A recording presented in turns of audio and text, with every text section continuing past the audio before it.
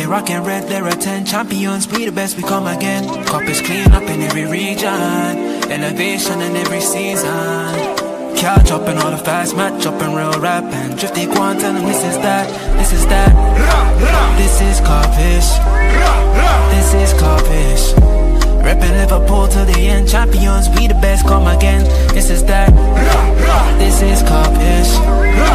This is Kopish. The main free back up in your screen. Real ones know this the place to be. This is Kopish. This video is sponsored by OK Jersey, rated an impressive 4.5 on Trustpilot, people. And with the World Cup coming up, you are going to want to make sure you grab one of these jerseys. £15 is all you have to spend for these impressive jerseys, and you can rep your country and your flag properly. Make sure you hit the promo code Kopish, Kopish, for a further 8% off. Visit okjersey.com now. Go and grab yourself a shirt. Yes, people, welcome back to Team Kopish. You know what time it is. It's your Monday night live show. Make sure you smash the like button. Make sure you subscribe. We are on the road to 50k, people. Please, can you help us get there? You've done that already. We'd really appreciate that. What was I going to say? Oh, yeah. Mohamed Salah said a lot over the weekend.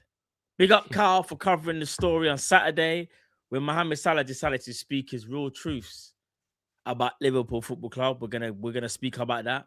We're also gonna speak about a Scouser who has been linked away with a move to Italy. We already know who that is because we only got one Scouser left in the team. And not only that, we're also going to be speaking about another player who's been targeted by Liverpool. And guess what nationality is? He's Dutch. Wonder who that could be. But Drift, before we get into that, how are you though, bro? I don't know, bro. Don't know how I feel. I don't know what to feel. You know what I mean? I feel, as Usyk would say, is what it is, bro. I hear it, bro. I tell you one thing that does give me a little bit of solace, though. Yeah, knowing that the Arsenal didn't win the Premier League, they won the PGMOL League. That gives me a little bit of solace still. So shout out to them. I hear that still. Must be good to be the chosen one. Shout out to them. It's mad when them man have got powers. Man, this red card, them man just put their hand out and went, no red card. It's not no a red card. Reminds me of the 90s, bro. Fergie days are back. It's mad still. I hear it. It's mental. I mean, Big up the chat as well, because I just saw something a minute ago. Yes, Pep Guardiola does look like he's leaving Manchester City. It was heavily reported that he was leaving anyway. So to me, it's kind of like no shock. It's no. No. Do you know what? There was actually a lot of talk that he was gonna stay, and it was Bernardo Silva that they had that party for. Oh, really? I always thought he was leaving. No, there was. Nobody really knew. Yeah, you know what I mean? What was going on? But remember, I told you can't live without Bernardo. Look, he's bouncing. I told you, bro. I'll be real. I think he's leaving because you weren't ready for life after. No. So I'll tell you why he's leaving. He's leaving because he realized, even though he's one of the greatest, could be deemed the greatest, he's realized his one biggest flaw is he allowed Arsenal to win the league. And he's not the greatest. He can't live with that failure, bro. Yeah, that conversation's over. He let Arteta win the title. Never the greatest. Never. He can't live with that failure, bro. Yeah. No chance, bro. That's mental still. Out of all the managers. It's unfortunate that makes Fergie the best, but it's unanimous now. Fergie would have never let Arteta win the title, and I know that for a fact. I can't believe Manchester City at one point had the title in their hands, and then they just had to beat shitty Everton that couldn't even win yesterday. No, but do you know what's called? Do you know how football is a madness? The guy that we wanted to sign from the summer ends up going there and then cost them practically the title. Yeah. It could have been any player on the planet. It could have been anyone. It had to, and that doesn't take away from Mark Guehi, because I think he's been absolutely sensational. If it wasn't for him and Kuzunov, put it like this: if they never bought Guehi, dare I say it, Arsenal might have wrapped up that league from before, you know, because Man City had to do some madness to get back into it, you know. Yeah. And you know what? Shout out to all the City fans as well, because that's the last time City are going to win a title for years.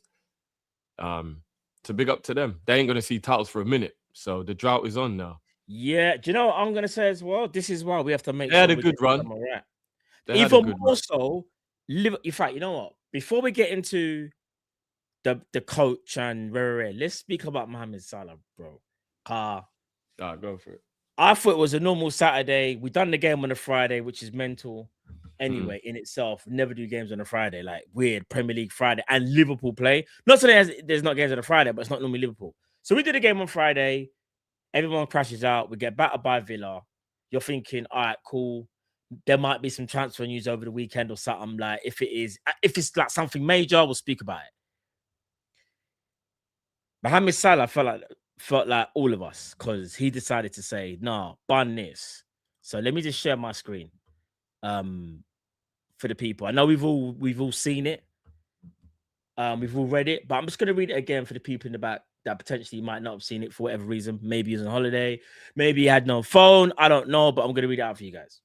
This is for Mohamed Salah. This was on Saturday. I have witnessed this club go from doubters to believers and from believers to champions. It took hard work and I always did everything I could to help the club get there. Nothing makes me prouder than that. Us crumbling to yet another defeat this season was very painful and not what our fans deserve. I want to see Liverpool go back to being the heavy metal attacking team that opponents fear and back to being a team that wins trophies. This is the football I know how to play, and that is the identity that needs to be recovered and kept for good. It cannot be negotiable, and everyone that joins this club should adopt to it. Winning some games here and there is not what Liverpool should be about. All teams win games. Liverpool will always be a club that means a great deal to me and my family. I want it to succeed for a long... Sorry, I want to see it succeed for long after I have moved on. As I've always said, qualifying to next season's Champions League is the bare minimum, and I will do everything I can to make that happen. Bomber clutch. You know what? Drift, first reaction when you saw that on Saturday? Bloop, bloop. And hearing it again, actually, like, you know, when certain people, if I was doing the whole thing, you know, I'm used to reading to my daughter, so I overly emphasize certain things, like, you know, like when someone's speaking and that, but you get the premise though. What are you saying? No, that's what I said. I said, bloop. Bullet, bullet, bullet. That's what I said, bruv. I said, go, Mo. Do your thing, bro. Talk that talk, man. I agree with everything you said. And normally I don't really like players speaking out, and I don't like airing the dirty laundry and doing all that toxic stuff. I don't normally like all that stuff. But you know what? We've actually reached like critical levels now. Yeah. Of like DEFCON 3 kind of done. Kind of what. Yeah, DEFCON. His brother's like DEFCON 5, bro. Like DEFCON 10. Like, bro, it's going to like 7 stars on GTA, never been seen before. Yeah, I don't even know if the bunker's gonna be safe now. That's how dangerous the situation is, bro. It's like, like, do what you got to do, man. Say what you got to say, Mo. I think he's speaking for all of us. He loves Liverpool. He's a Liverpool fan now, and he also knows what's going on from the actual, like, you know, inside the change room and all that kind of stuff. So he's got information we don't even have in it, and yeah, I'm all for it, bro. Normally I wouldn't be, but I'm all for it. All right, for today's show, I'm gonna be the villain. I'm gonna do the whole like. Were you playing devil's advocate today? I'm gonna play devil's advocate. I didn't want to. I was trying to think of another term without having to say devil's advocate. Bro, don't blur the lines. You know, undercover cops. Sometimes they get in there. But this is just for forget why they're in there, bro. This is just to provide a bit of balance, because obviously on the big up Kyle couldn't make it today. It's little man's birthday. Happy birthday, Stevie! Each and every time. Yeah. You know what? We need to drop. Let's drop the beat for Stevie. Hold on, is DEFCON 1 the highest one? Bobby, is that what it is? I didn't even read. Yeah, see, I just said yeah. I don't. It's an American thing, DEFCON, isn't it? So I don't Even... listen, happy birthday, nephew Stevie. You're done already. Big up, love and blessings. This is for Stevie if you're watching, even though he should be in bed because he's got school tomorrow.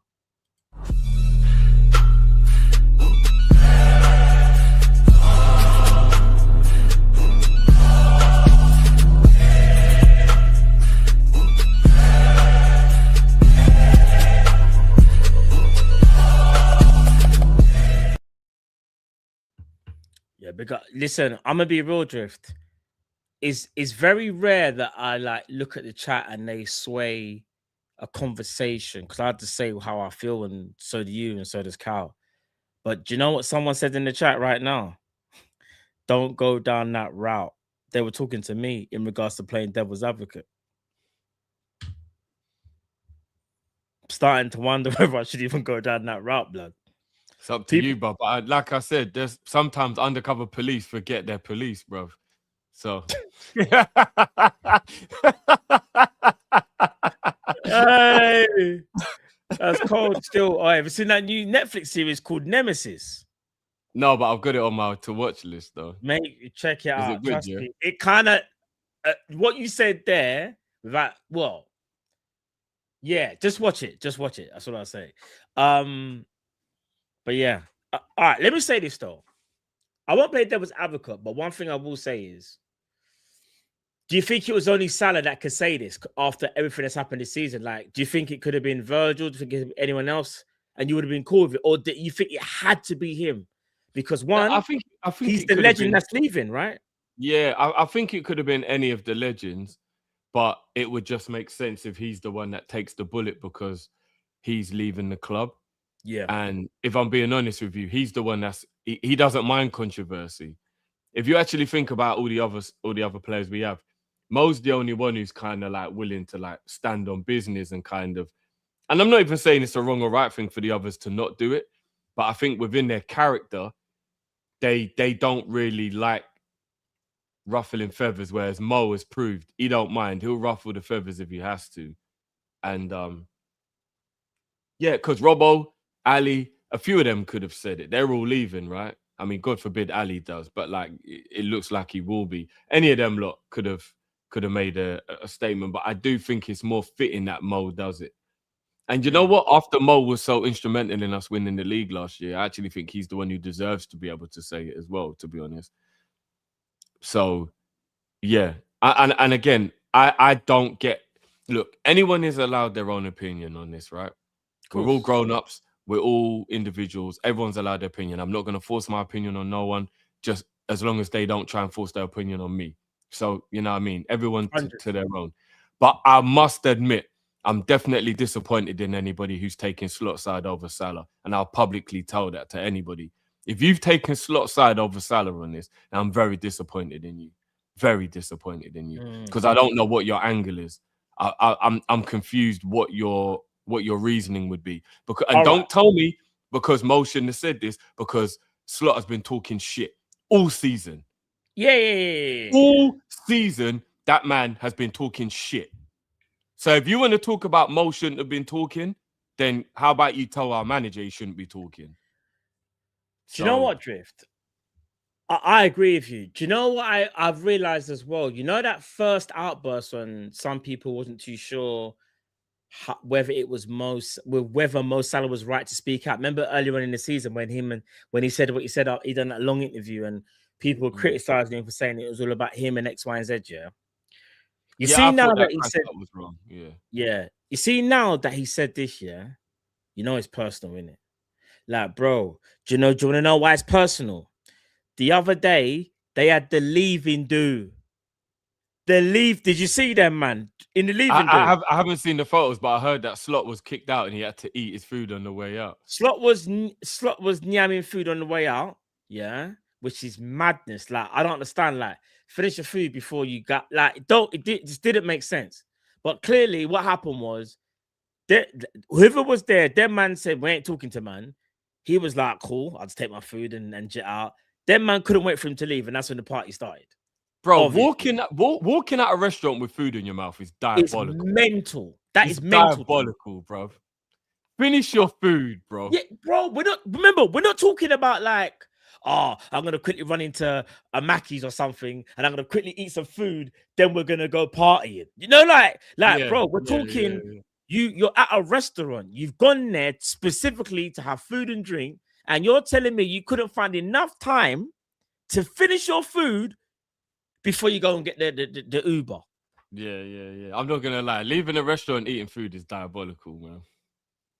Yeah. It's not a good look. Yeah. It's not a good look at all. I'm gonna be honest. It just shows nervous and beta behavior. Yeah. It tells me that he was ran out the ting, bro. Yeah, bro. You know when a man say you got run out the rave. Yeah. Because I'm gonna be honest, yeah. It's definitely personal, and the reason why Salah is such a legend is because whenever he speaks very openly. He doesn't make you think or make you wonder who it's about, what it's doing. Salah is blunt, you know. No, but I love the way that it was still subliminal, even though it was obvious. No, yeah. He basically, you get what I'm saying? I love it. He basically said in that article, this is aimed at you, you idiot. But I'm not gonna say your name, but you know by reading, bro. Should we let's just quickly break it down. When he first says a mention, basically about slot, yeah, it's the bit with the heavy metal football, bro. Yeah. That was the part where he was honoring Klopp. That's a personal attack. Personal. That's him saying, "You ain't my father." Yeah. To the facts. stepdad. You know what I mean? Like he's yeah. talking to the stepdad, and that's the bit when he's like, "You ain't my You dad. can tell me what to do, but you ain't my real father." You know, one of them ones. Don't think because you hug up with my mum that you can tell me what to do. Yeah, facts. You ain't my dad, bro. That was that part. That was that part, bro. You know what I'm saying? I just love the fact that we know who he's talking about, but he didn't mention no names. Imagine if during the stream, out of nowhere, like I was just like, well, to be honest with you, I think people that wear grey t-shirts, they don't really bathe their skin normally, like, you know what I mean? Their breath smells. Everyone would be like, hold on, wait a minute. But Matt's wearing a grey, but he didn't say his name, but Matt's got a grey t-shirt on. Bro. Facts. You know what I'm saying? Like, I never said your name, bro, but I made it blatantly obvious. Yeah. You couldn't be more obvious, like, without saying the person's name. Yeah. Like, bro, straight. You know what's mad as well, which I thought was mental, is this bit here, winning some games here and there. Man said winning some games here and there, you know. But that's what we've been doing. Man said all teams win games. I said, yo. Bro, you know, that Burnley can win some games here or there, bro. He's basically saying this idiot manager trying to tell everyone that we're all right because we won games. Shut your mouth. Because I know what winning is. That's what he basically said to him. He basically said, I know what winning is. I know what success is. You're a fraud. That's what he basically said. You're a fraud. And you know what he did? He watched what Slot said after the game and thought, nah, I got to say something. Did this brother just say it's okay because we scored 2 goals away? Yeah. After losing 4-2. That's I think that's the straw that brought the camels back. He was probably lying. He was probably at home, lying in bed with his wife, hugging, watching TV, and it really just hit him, and he went, "Nah, did he really say that?" You know, it's like he just got that epiphany moment where it's like, "Nah, I gotta say something. There's no way." And he probably just started messaging everyone in the leadership group. You man, I'm just gonna roast him. I'm roasting him. You man, no one can stop me. He blatantly done the whole. Verge, Robbo, whoever. Basically, you know he basically said, "Oh, you man, you know I'm leaving. I don't care. I'm saying it. I know you lot all think it. I'll say it though. It's calm. I'll take the bullet. Fuck it. Run it. It don't matter. 100%. I'm leaving work next week, so I can say what I like. Don't need a reference. My reference speaks for itself. I'm the greatest. I've been headhunted. I don't need this man's reference. Yeah, facts. I got offers. It don't matter. I'm out of here. Yeah, well, it's mental, you know. No, I love it. And do you want to know what, Matt? It makes me even more emotional. Yeah. Because you know what is what? Yeah, do you know what the reality is kicked in that he's leaving, and it's like, nah, man. Shall I tell you what makes this? Oh shit! Is this true? Neymar got picked, yeah? Come on. Hey, Killy. Neymar. Hey, come on, man. Hey, we needed a World Cup. We needed Neymar to World Cup. I don't care what anyone says. 100%. But yeah, say go on. Yeah. What was I gonna say? Flipping. In regards to Salah, what makes this worse is that one of one of the greatest ever legends for Liverpool is leaving, but he's kind of leaving in a horrible way. Like he's leaving under a cloud of he's falling out with the manager. Liverpool have had a horrific season, and he's leaving. Like, I know he's leaving because of this manager as well. No one can't tell me nothing. No one can't try and convince me he's leaving because he feels like he's finished. Listen, Salah knows he's not the same player, even as last year. He recognizes that, but he still knows that he probably still got something for Liverpool in terms of like he can still get goals and assists. Not on the same clip, but he can still do a little something. It's just, bro.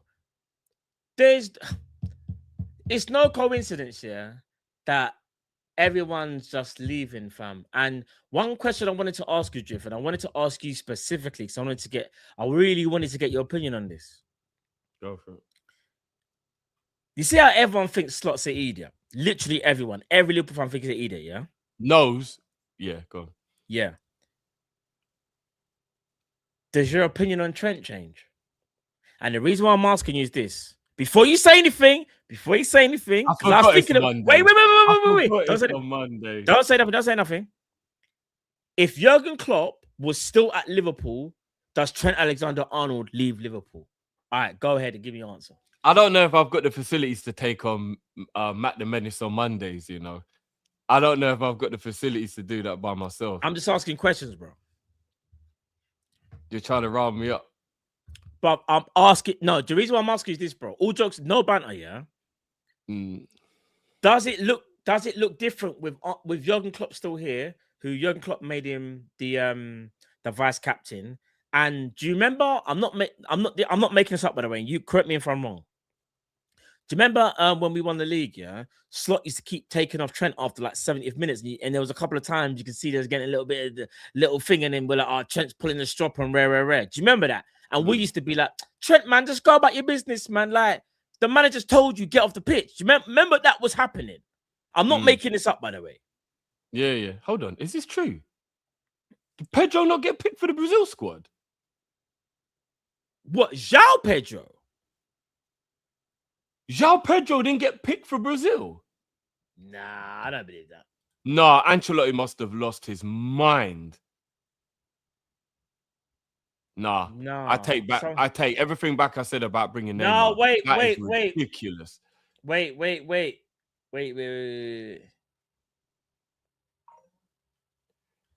Don't tell me Martinelli's in that team and Pedro isn't.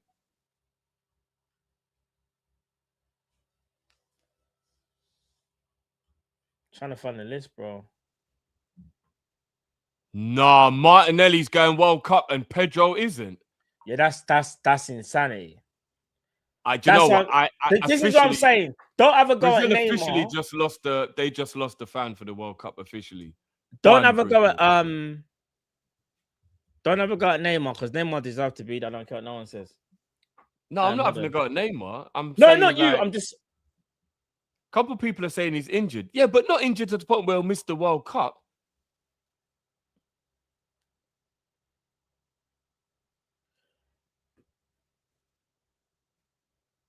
Apparently,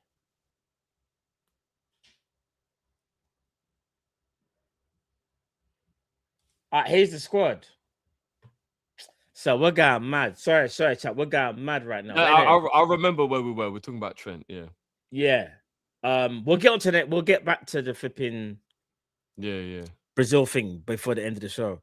But yeah, just quickly, don't you have to go into that detail, but genuine question, like, do you feel like, not saying you wholeheartedly feel differently about Trent leaving, but do you think it could have been different with maybe Klopp in charge and maybe something that he saw something in Slot though, bro? Like Omar, or do you think that's just like trying to just create narratives out of nowhere? Like, genuine question. I definitely think there's a possibility that Trent may have wanted to hang around more if Klopp was there. Klopp was a father figure to him, and I definitely think he's one of the players that took Klopp leaving bad. So there's a possibility. When it comes to the Slot taking him off all the time, I think that's just a slot obsession with right backs. Think about it, bro. He even kept doing it this season with Bradley and Frimpong. He's played 6 different players at right back. He's got some kind of right back fetish. I don't know what's wrong with Slot. So I don't even think that was a personal thing towards Trent now. After watching this year, he's done it all year. I don't know why he always feels like he needs to change his right back. To be fair, he even does it with left back sometimes. Be watching the game and he'll just randomly bring on Robbo or Kirkis and you're like, what are you doing? Why are you making that change for? Oh like, my! What? Sorry, Drift. I'm so sorry to do this. Sorry, chat. This is probably like one of the worst directed Monday night shows, bruv. Drift, it's only. I promise you, this is not a shot at you. Do you know who made the World Cup? For which club? No. Is he at Betis? Is that where he was last year? Bruv, Anthony. I've heard Anthony's been playing well though since he went Betis. Over João Pedro. No, he shouldn't be there. João Pedro is one of Brazil's best players. I can't believe Pedro hasn't been picked. Igor Thiago, who has had a good season. Pedro has not been picked. I'm in shock. I'm actually in shock. Their forward line. Who's actually up front with Thiago? Like, who's the other striking? No. All right, so their front line, you ready for it? Their front line is Vini Jr., Rafinha, Mateus Cunha, Endrick, who's had a good season to be fair, Martinelli, Neymar, Anthony, and Igor Thiago. I bet Sammy's messaging me. He's heard us talking about Brazil. I can hear my phone going off. I know it's Sammy messaging. What did you say? Anthony missed out. No, Anthony's here. I'm gonna get the wrong thing. Wait, what? All right, chat. What am I seeing, fam?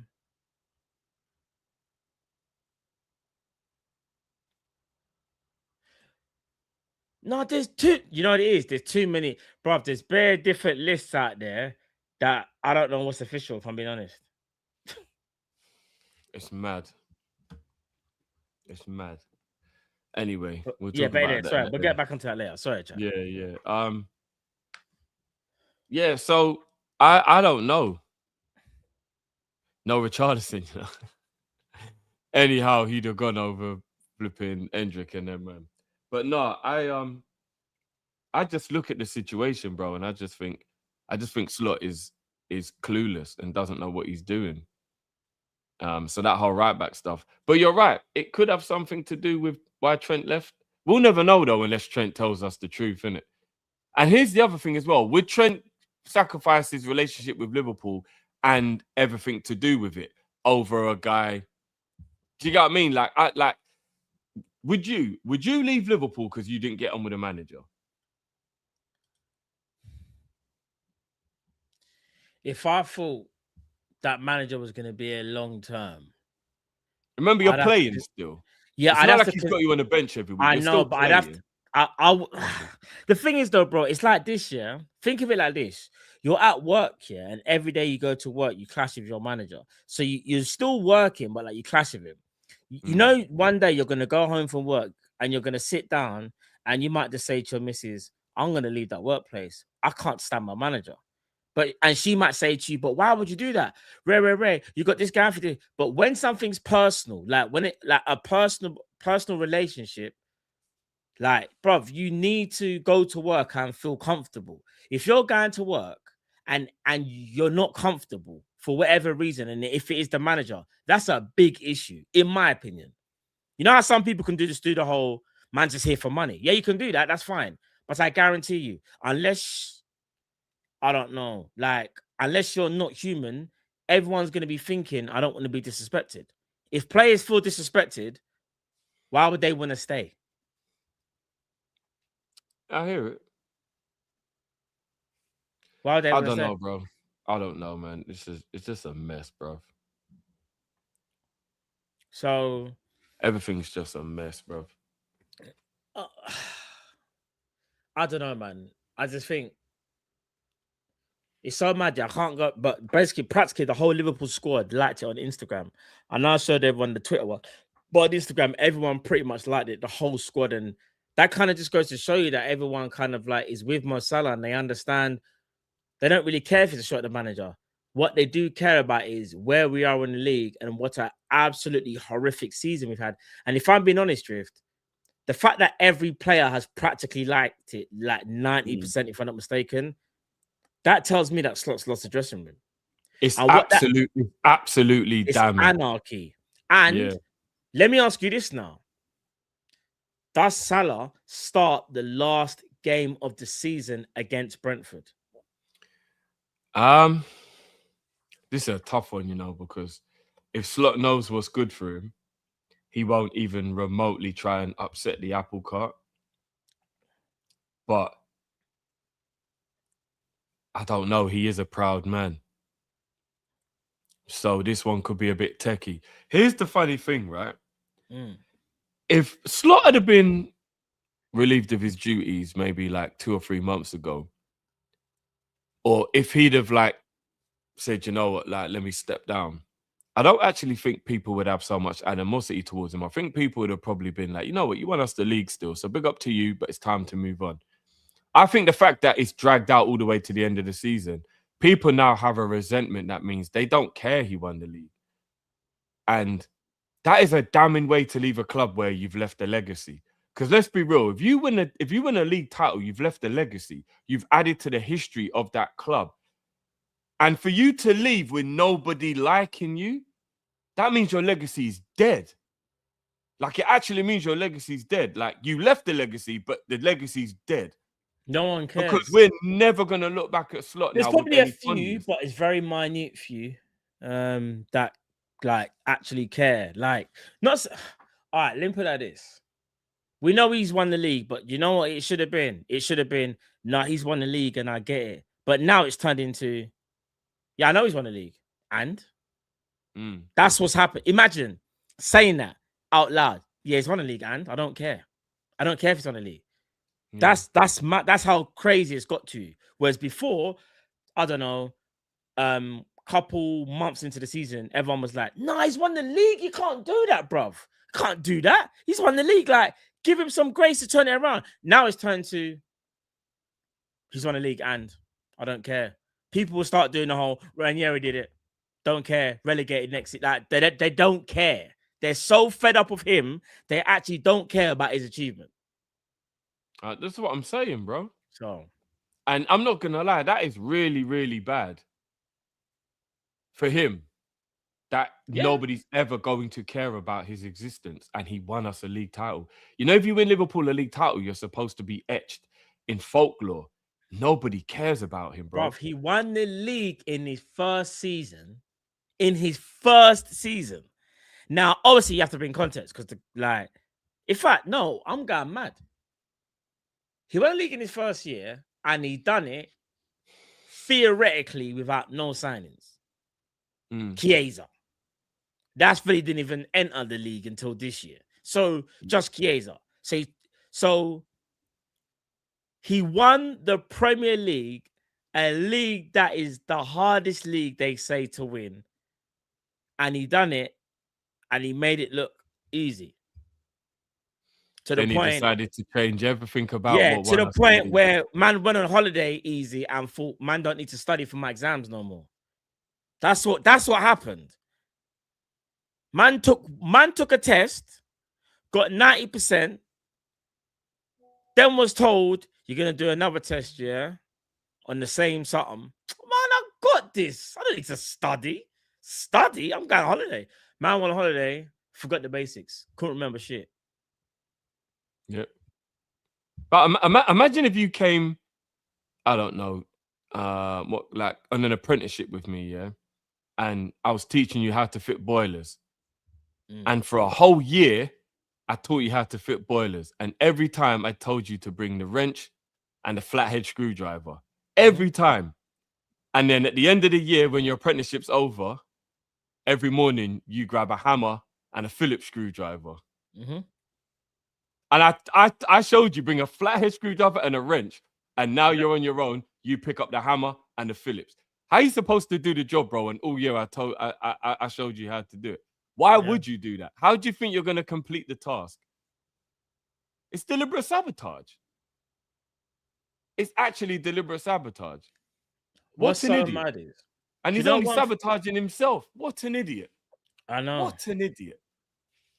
Do you know one thing I said, yeah? And I never really turned it into a big point because I didn't really feel like at the time I was being heard when I said it.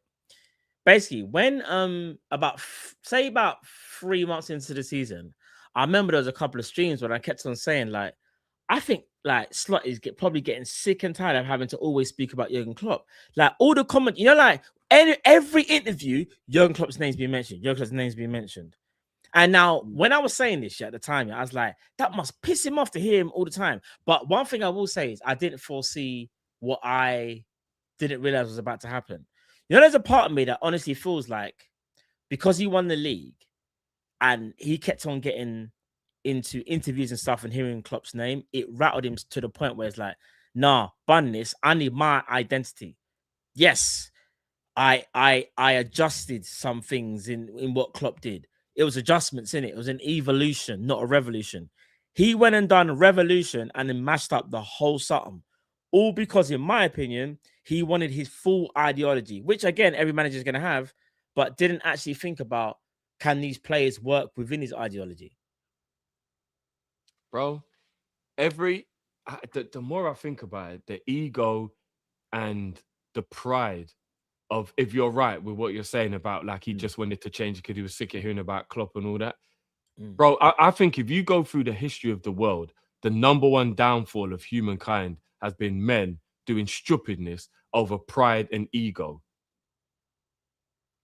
Ruining the world, whatever it may be, war, whatever it is men getting caught up in pride, ego, and let's throw power in there because enough people turn stupid with power as well. 100%. Yeah, lose themselves. It is literally why we got so many people in jail. It's literally why so many people die.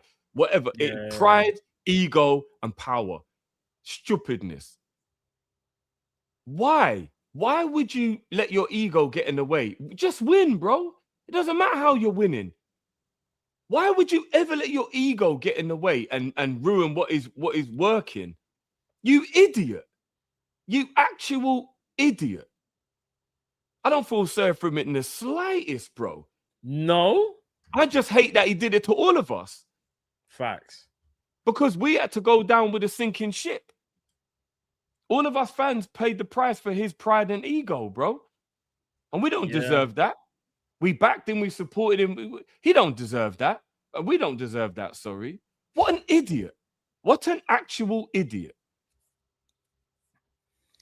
Bro, I don't know about you, but since Salah's posted that, some journalists have kind of like really only now started to be like they're fed up, like Paul Joyce, David Lynch. They're just fed up with him. They're like saying things like they just can't understand like how he's still here, and they're saying things like, it looks like he's going to get the backing of the board. And what really bothers me is that our FSG, Liverpool, really not thinking about the fans. Because you see last game of the season. They don't care about us, bro. Brother, you see last game of the season. If he dares to speak on the mic, brother, they better cut the mic, He won't take that mic. There's enough booze. Bro, they'll keep that mic away from they'll keep that microphone away from him like the drunk uncle at a wedding, bro. Yeah. Nah, he ain't getting to talk. And then do what? Embarrass the family in front of everyone? Nah, keep the drunk uncle away from the mic, bro. Bro, no way, bro. No way. He can't. How can he speak? What was he gonna do? The best thing that should happen is Salah should take the microphone and speak. I think he will get to, even if we had a good season. I think, if Mo's anytime Mo's leaving, I think he'll get to talk. Bro, like just to finish off this kind of segment, our legend is leaving. Our greatest, forward, alongside Kenny, obviously, and Rush. Yeah, and Rush. To be fair, sorry, I can't miss out Rush. I'm going mad. Is leaving the football club, and he gets to stay. Yeah, I can't believe I'm living in a world where Slot is actually going to outlive Mo. Bro, we understand Salah was always going to leave at some point, just like every other player that walked through the door. But I wanted Salah to go out on his own terms, bro. I feel like Salah's not going out on his own terms. He's so pissed off with what's going on. He's just like, I don't care about my money. Just cut me from the contract, bro. Do you know how pissed off he was? What's on the notes? Am I going to be stepping on toes if I move into if I segue into something else from what you just said? It depends what you're gonna say, though. I don't know what you're gonna say. All right, check the chat. All right.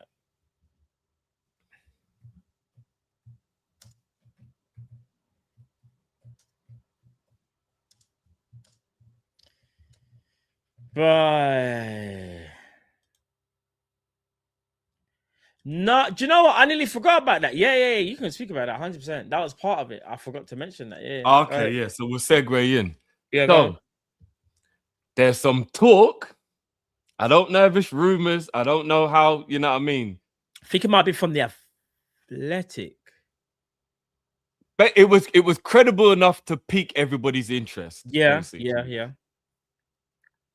That events have turned around after the Villa game, and now there's a possibility Mo could stay if the manager goes. Now, I don't know how everybody else feels about that, but forget Slot for a minute. The moment Ekitike broke down with that injury and we knew we were going to lose him for a minimum a year, my mind straight away told me Mo shouldn't be going. Because we're already a forward down with Ekitike injured. And then if Mo goes, now we're down by 2 forwards. And we already needed 2 forwards. So all of a sudden, we're putting ourselves in a very precarious situation here where the club actually need 4 forwards. And we know we'll never buy 4 forwards in one window. Never in a million years would we buy 4 forwards in one window. Yeah. So the easiest thing to do to help solve that would be Mo doesn't leave. But I think it's all clear to see that Mo's only going because of the manager. The problem is, though, Drift, I hate to break it to you. It looks like, and I say because nothing's ever definitive in football until it's actually like thing. It just looks like for now, he is staying. No, I know. If it looks more like he's staying than he's leaving. And that means... Have you heard today's rumours, though? I have.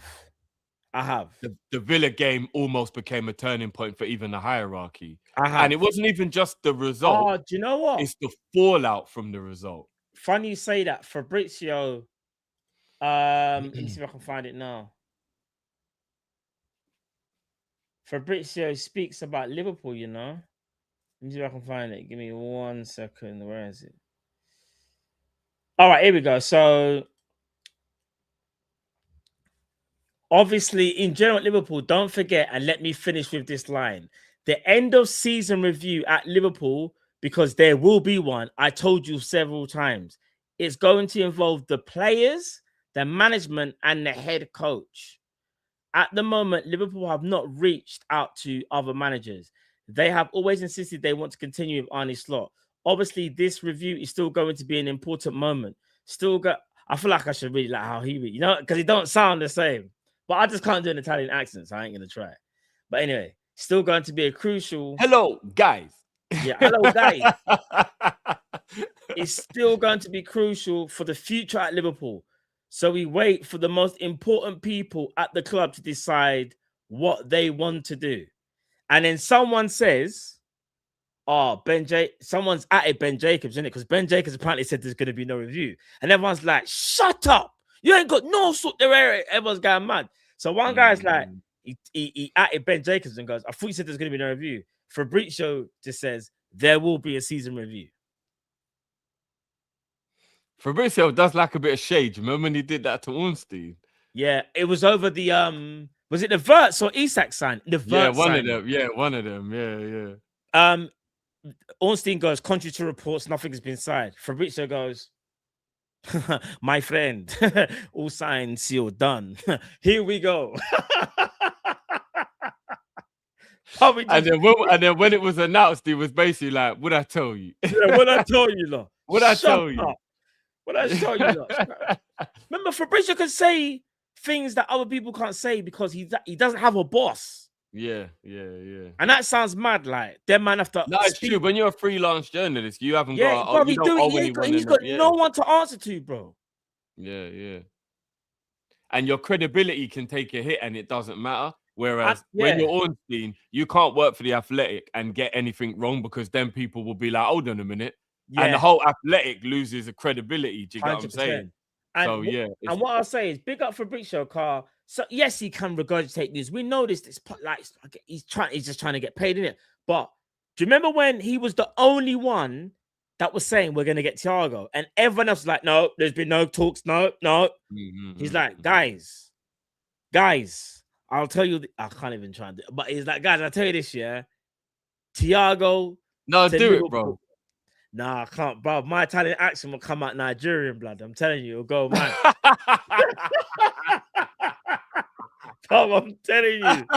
I'm just trying to lock in like Mario and Luigi. I'm just trying to simplify it. No, I get it. The only thing I can say is hello, guys. Yeah, and it's because you're kind of copying Fabrizio. Yeah, I'm just mimicking him. Yeah, you're mimicking. But yeah, bro, he was the only person that said we're gonna get Thiago. Promise you. No one else said that. No. Everyone was like, no, there's been no talk. As far as I'm aware, there's been no communication. Fabrizio's like, they've been speaking for time. So here we go, guys. In it. You know what we need? Here we go. We need Alexander. Yeah, what was that? Alexander. We need Luke. Luke is the master impersonator. We need Luke. No, big up Luke if he's watching still. Yeah, we need Luke, man. Luke can do Arteta. He can do Fabrizio. He can do. I swear he can even do He can do Connor. Remember, he can do the Connor. His Connor. Oh, no, his Connor's impeccable, bro. It's impeccable, bro. Yeah, there's a few. Like I'm not gonna lie, Luke is the man when it comes to the impersonation. 100. But Fabrizio says there's going to be a review, and the way he's talking, I'm not saying he knows more than other journalists, but he's the same what he's been saying for time. I don't know why people are saying there's not going to be no review. There's going to be one, and as far as he's aware, no decision's been made. Whereas other journalists are trying to do the whole decision's been made, which makes me wonder, Drift. We know how this works. Certain men are told what to say. You understand? Remember, Fabrizio doesn't have a boss. He can say what he likes. Well, basically, the others are a little bit like like a dog locked in the back garden, chained to the fence. Yeah. Unless the owner comes out and lets them off, they're just chained to the fence, bro. Fabrizio's that one that's just roaming the hood, bro. He ain't even got an owner, bro. You know what I'm saying? Just terrorizing the shit. I'd like to run up the stairs, jump on the bed, all that madness. You know the ones that you look at the. Everyone else is outside, guard dog. You know, like back in Jamaica, there's guard dogs everywhere, bro. You're not allowed in the yard. You know, you look out the window. Fabrizio's the dog just sitting in the middle of the road, staring at you, bro. You're like, you know, your wife's like, babe, you're gonna take the bin out. You're like, no, you know what, that dog's yeah, out you there, know, babe, I'm gonna go out in about 30 minutes. Oh, why Yeah, you take the bin out now? Yeah, I'm gonna quickly use the toilet before I take the bin out. Man's all looking through the window. Why is that dog still there, bro? Why is that dog just still there, bro? Just staring. No, trust me, bro. I'm telling you now. Maybe it is hopium. Maybe it's copium. I think Fabrizio knows a bit more than what he's letting on, but I just don't feel like, Fabrizio just if someone's gonna break the story that Arnie Slot is gone, it will be him before anybody. It won't be Paul Joyce. It won't be Ornstein, in my opinion. It will be him. I got a feeling Liverpool will break it first. If we get rid of him, I think Liverpool will be I think it would be on the official website, I reckon. Well, before he says anything, you think? Before any of the journalists I think so, yeah. Because remember, that is so within them in terms of control. There isn't even another party where like that you can get the information from somewhere. Do you get what I mean? Like, I think the club will announce that personally. Maybe, yeah, maybe. Either way, I just want the announcement. Bro. Do you know what it is? I want the announcement before the World Cup so I can watch the World Cup in peace and be happy. It's like I don't want to watch the World Cup and knowing that when football's finished, I got to go back to that that stinking honking football, bro. I don't want to watch that, bro. I'm not gonna be able to enjoy the whole summer. Period. Football has just ruined my opportunity to enjoy the summer. Bro, the way we play football is so bad that when we watch, bro, on Friday, I kid you not. Is it the worst football we've ever played?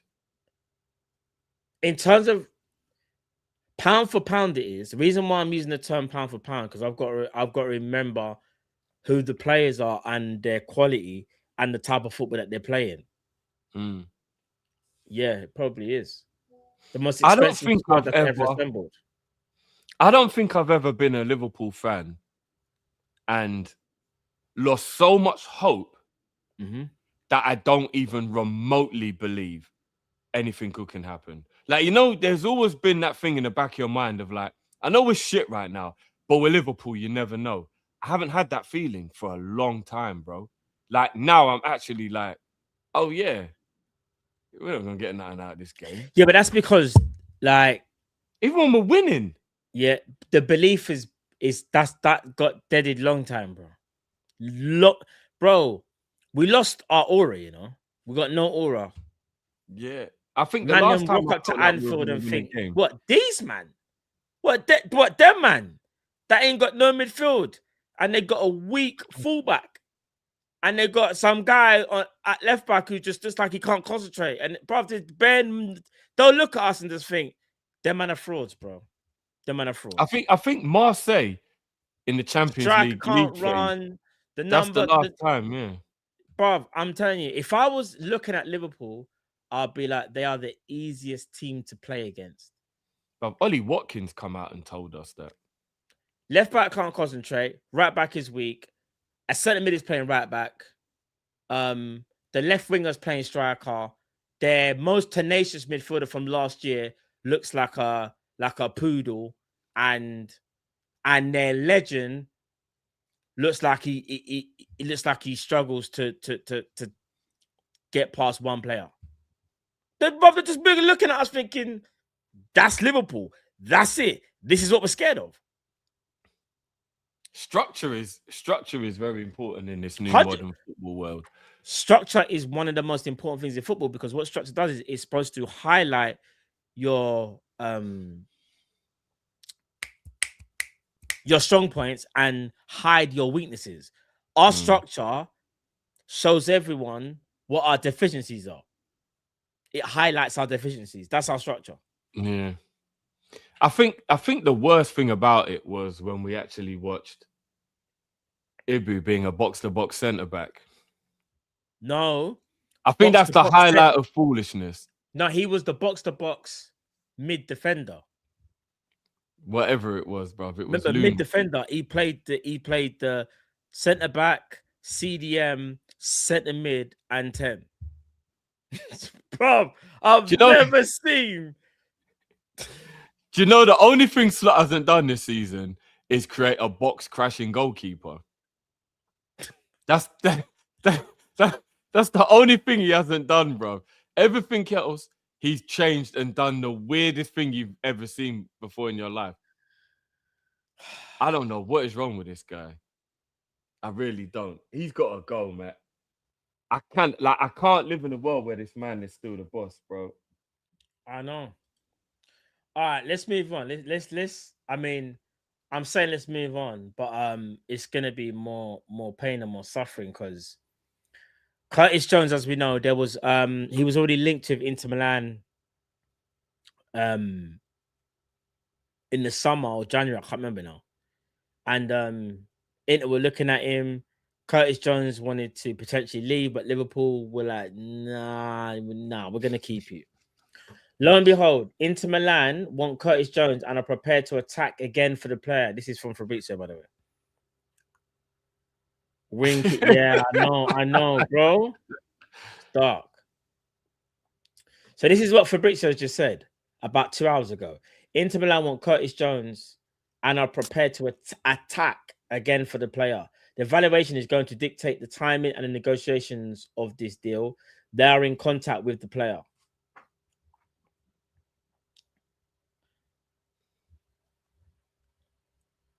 I'm not gonna lie to you, Matt. Yeah, what you saying? If we lose Jones on top of the Salah fact that we're already losing Mo, and Robbo, and Robbo. possibly Ali. Nah, bro, we've got to do something about this, man. Do you remember what Benfica did when Liverpool was about to buy Salah? Oh, yes, I remember. So Ian Air flew over to Lisbon. Portugal. Was it Lisbon? I can't remember, but he No, flew I over don't there think anyway. put in Lisbon, is it? I don't think so. Was it Lisbon? Because was Salah at Benfica? Oh my God, man. I mean, yeah, it might be. Yeah, he was at Benfica, yeah. Not Sporting Lisbon, it's Benfica. Anyway, Ian Air flies over there. He agrees a fee with Benfica. And the news breaks. Liverpool agree a fee, Benfica for Samar Sabrosa. I remember I spoke to you. I was like, this is gonna be sick. We're getting Samar Sabrosa, yeah? Boom, boom, boom. 2 hours later, the chairman has decided not to sell Samar Sabrosa due to the outrage of the fans. If I'm not mistaken, they actually turned up at the stadium. Liverpool delegation with Ian Air flew over to Portugal, had the deal wrapped up, only to be then told, yeah, we changed our minds. That's what happened. I could have, I'm trying to see if I can find an article about it. I know it was a long time ago. All right, let me see. Hold on. Was there even internet when we nearly bought Salah? Wait. Let me see. Let me see.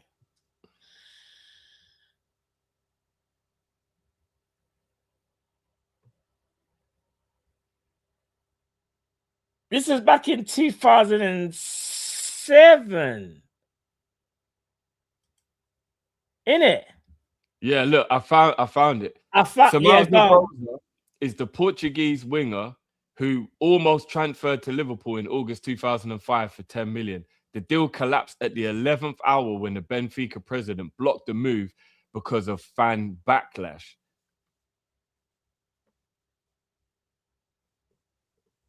Mental, bruv. Let me see if there's any photos or any pictures. Yeah, over a decade, Salah revealed just how close he came to moving to the Premier League. Salah said, I did not sign because in the last minute, the president of Benfica said no. We had an agreement. I was ready to take a plane to fly to Liverpool. I'm at the airport and the president calls me to tell me I have no authorization to go. I was told to fly back to the national team. I did not know what happened. My agent had called me that day to tell me it was okay, that I was going to Liverpool. But in the end, I was told to go back. Do you know how pissed I was when that happened? Speak at the time, as reported by the publication, Simal was sitting on a plane waiting to take it, ready to come for his medical, but the Benfica called it off. Had the deal broken down 30th of June, perhaps there would have been, mental, bro. Mental. Simal was a bad boy, you know. Yes. Shout out to those that know about Samal Sabrosa, blood. Cold. We need to do that. We need to riot. He's getting rid of all the players who were going to give him any back talk, all the players who know what the club stands for. But he's trying to turn us into a weak team with no mentality, full of yes men and people that will just do what he tells them to do. Some more news about Curtis Jones. This is from Paul Joyce. So he says, Inter Milan are considering resurrecting. We know about the deal, but it's like apparently Liverpool value Curtis Jones at 35 million despite having only 1 year remaining on his contract. Yeah, he's definitely worth 35 mil. He's got a year left, 35 mil. We won't get 35 mil from him, even if we value him at that. We just won't get that for him because he's got a year left. Teams would rather wait and get him for free. We wouldn't get that, even though we know Jones is worth more than that. But I think we would, in terms of they might feel it's their only opportunity to get him. Because if the new manager comes in, then we might give him a new contract. But it's the problem. My thing is, in Italian clubs don't have money like that. No, they don't, but they might try and throw like a whole load of add-ons or something, innit? Oh my days, I just thought something. This is kind of a great segue. We'll speak about the two players now, actually. Have you heard about Denzel? More Dutch people, bro. Denzel Dumfries. You know, I apologize to all of the Dutch people who might be taking Denzel unnecessary shame. Dumfries. Yeah. But another Dutchman. Yeah, man. Why not? Look, I said this the other day, with all due respect, the Dutch national team is a pile of doo-doo. So why are we collecting Dutch players? If we're going to start collecting nationalities, how about we go France or Spain? Do you want to know how we've kind of been? Do you want to know how we've kind of been? I think every person, even in the chat, potentially has had a little bit of that Kool-Aid. They might have just had it earlier on in the season. I'll tell you why. Do you remember when we got linked with Gertrude and everyone was willing to be okay with it? And Kits. He's Dutch. I know, Dutch. bro. No, you mean Keith Smith, innit? Yeah, that's it. Keith Smith. So you got Gertrude, Keith Smith, Denzel Dumfries. Brother, we might as well go and get Memphis Depay. Go and get the band. Go and get Depay. Go get. No, we were linked with Depay in January. I know. Get Depay. Get his record deal while we're at it. Get his masters.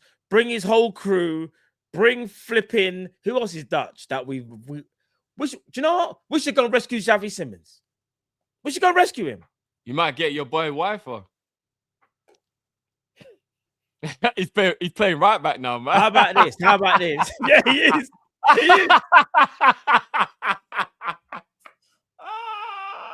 How about this? Oh, the chat's gonna love this one. Why don't we go and get the chat's brethren, Van der Ven? Why don't we go and get him? Oh yeah, I forgot about him. Let's get Somerville while we're at. But I promise you, Heitinger's coming back. We've been linked with everyone that's Dutch. Bruv, today we got linked with Coop Miners. Have you seen that one? Nah, fuck off, man. I'm not chat. No, the chat will tell you I'm not lying. I promise you. On my kids. We got linked with Coop Miners today, bro. On my kids. Bro, if it's that easy to play for Liverpool, you just have to be Dutch. I'll start doing ancestral.com, you know. Find out that your father's It might be in my bloodline somewhere, bro.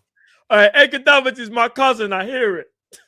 you know what I'm saying, bro? My great-great-granddad might have went from Jamaica to Holland on a trip or something, bro. I'm definitely related to Davids because back in 2001, I remember I asked my dad, why is there Nan's in the fridge? He said, don't worry about it, son.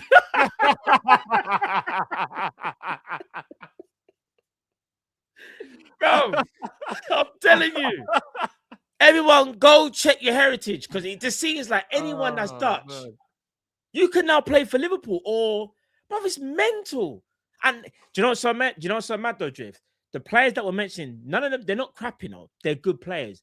But is it okay for us to look outside of the Dutch nationality? And again, I've got no problems with Dutch people. Like, I've got no problems with no people. What I'm saying is, though, is expand your horizon. Bro, I'm going to say it straight. If you're going to go and do some kind of revolution, yeah, and bring in a whole bunch of man from a certain place, go France, go Spain, go Argentina, go and get the ballers, bro. Why are we going to get people? They don't even have a good national team, bro. It's mental, innit? If they don't have a good national team, why are we collecting Dutch players? I don't know. All right, let me ask you a question, though. If we was to get Dumfries, is he an upgrade on what we have already? Genuine question. I don't think he's an upgrade in terms of ability on Bradley, but I don't know if Bradley's ever going to be able to play again. Like, he's just so many injuries and I don't know. He's a better player than Bradley. I don't know if he's a better right back than Bradley. Is he better than Frimpong? Because really and truly, we can't, like you said, we can't really. I don't want to talk about Frimpong anymore. It seems like I'm bullying him now. No, it's a genuine question. Do you think he's better than Frimpong? Bro, I think everybody's better than Frimpong. That's the rude, man. I just Man said everyone. Man didn't even say that. I think there's a good chance. Man said everyone. And like I said, I feel bad. It's gonna come across like bullying now. I'm not gonna talk about Frimpong anymore. But yeah, it's definitely an upgrade on Frimpong. All right, let's say we do get Dumfries though, bro. What do you think he adds to Liverpool? What do I think Dumfries adds to Liverpool? Yeah, what would you say are his strengths like? Well, he'll invert a little bit better than the others, which is what Slot's obsessed with. He's got a good shot on him, got a good cross on him. But the thing is, he's like 29 now, right? Yeah, no, he's now 30. 30. So all of the things that made him good are going to be waning now anyway. He's 30 years old. All right, would you have preferred we targeted and again he's Dutch, which is so joke, but I'm going to go with the players that we've been linked to. Would you have preferred we targeted Gertrudo probably? Actually, yeah, he's more versatile and he's younger, yeah. Okay. Yeah, he's definitely younger. Gertrude, I think Gertrude is literally the perfect Joe Gomez replacement. Do you know what I mean? So yeah, I would definitely prefer us to go and get Gertrude. So then that tells me then, would you be devastated if Liverpool was to do some type of swap deal? And if it's not a swap deal, you kind of know it's unofficially where Liverpool sell Curtis Jones for 35 mil, but then we buy Dumfries for like 10 mil or something like that. Could you see that happening? Yeah. And it worries me. It worries me. Massively worries me. The Dumfries stuff ain't even rumors. We looked at him in the summer, then we looked at him again in January. It's not rumors. We want Dumfries. And apparently he has a 22 million release clause. That euros, yeah. Let me double check.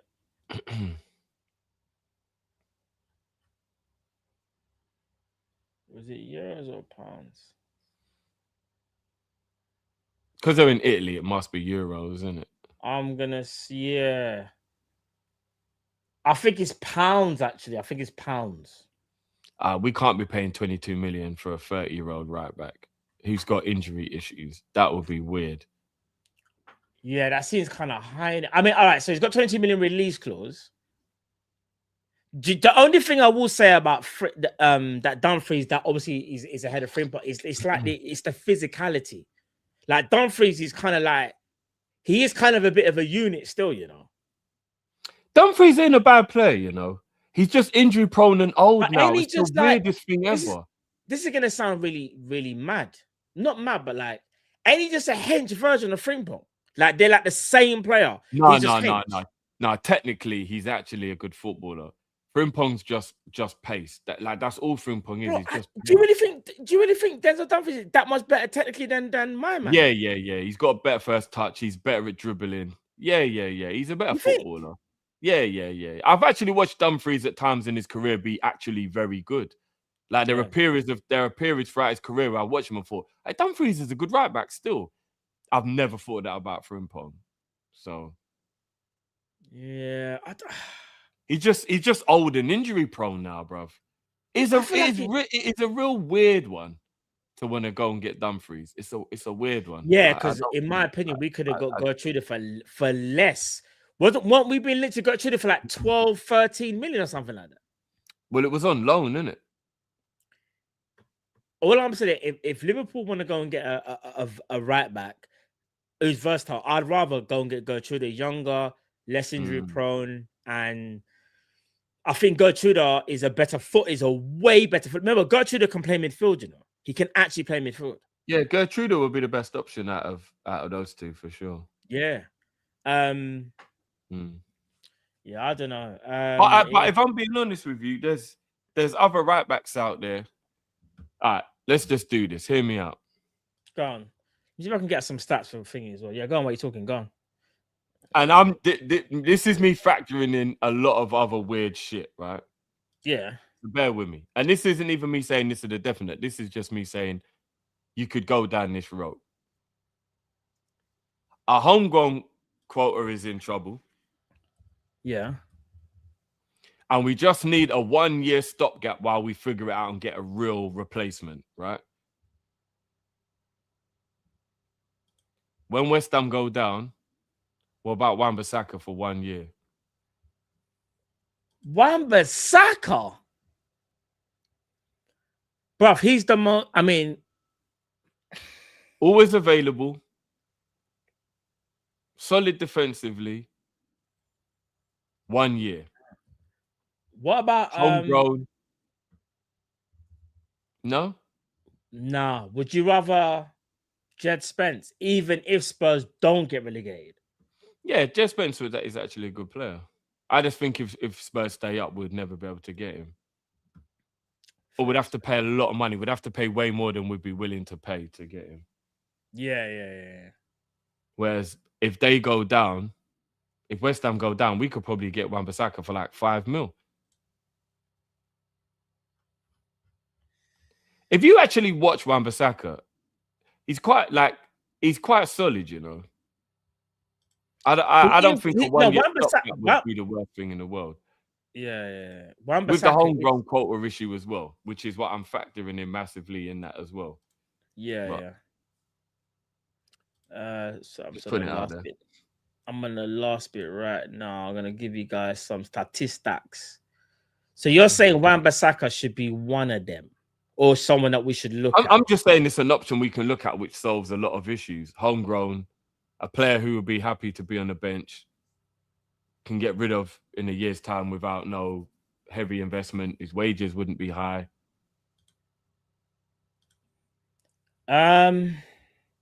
Remember, this is predicated on the fact that we know we're actually keeping Frimpong. We're not going to sell Frimpong. Frimpong's staying. Facts. Frimpong ain't going nowhere, bro. He ain't going nowhere. We just bought him. I've just gone to Scorecard. And is what I'm going to show the people them still. Might have to zoom in a bit. We'll go for it. I'll zoom in quite a lot actually, so you guys can see. So I'm just going to do 2 players for now. I can always add in someone else. Look, we're going to do Dumfries and Frimpong. This is for this season, yeah? Minutes, as we can see, you'd expect Dumfries. But Dumfries must have been injured. The fact that he's only played 300 minutes more than Frimpong, you know? No, remember, at the beginning of the season, he was injured, remember? Yeah. Now that... All right, so this is kind of mad now. Passes attempted more from Frimpong. He's played less minutes. Passing accuracy is better. Long passing accuracy is better. Crosses attempted is better. Crossing accuracy is better. So Dumfries' crossing is abysmal. Now, this is where it gets like... Remember, all this is kind of attacking, innit? Now, I'm not going to lie. That means that Dumfries must have been terrible this season because he used to be quite good at crossing. And with all due respect, if you've got a worse cross than Frimpong, are you even a footballer? I'm just saying. This is just data. I'm just providing the data so we can make a better, clearer, concise decision on whether we think it will work. Now, Jules contested. He's contested more. Obviously, Dumfries. Tackles made, he's made more. Take-ons completed, Frimpong, but you'd expect that because Frimpong's played at right wing. But what's kind of mad is that Frimpong's actually got a 56% take-on success rate, which is actually kind of high. Dumfries is at 33. Bruh. But we know what the problem is. Frimpong will get past the player with pace and then he won't do anything. Yeah. And this is what I'd expect as well. So Aerial Jules contested 53-16. Aerial Jules won. He's won 30. Frimpong. But you know what? If we're talking about... Okay, no. I don't expect Frimpong to win any headers. Well, he has, though. He's got a 43. That's not bad for a man that's like 4'7", you know. Big him up. And then interceptions. I mean, obviously... that's diabolical, you know. You just said, hi ho, it's off to work we go. That's diabolical, man. I never said that. You're saying that. Big up Frimpong if you're watching. Come on, money joking. Frimpong will cuss me if he sees me, but I was just messing about. But yeah. So that's 7 interceptions, one better. Frimpong's had more of the ball, more touches, more recoveries, but Dumfries has lost possession only 1 less, but has played obviously 300 more minutes. Bro. Do you know what? Just to thingy. Who should we add in there? Put Wan-Bissaka in there. Wan-Bissaka. Yeah, give me a second. Why is there is so gone to the side.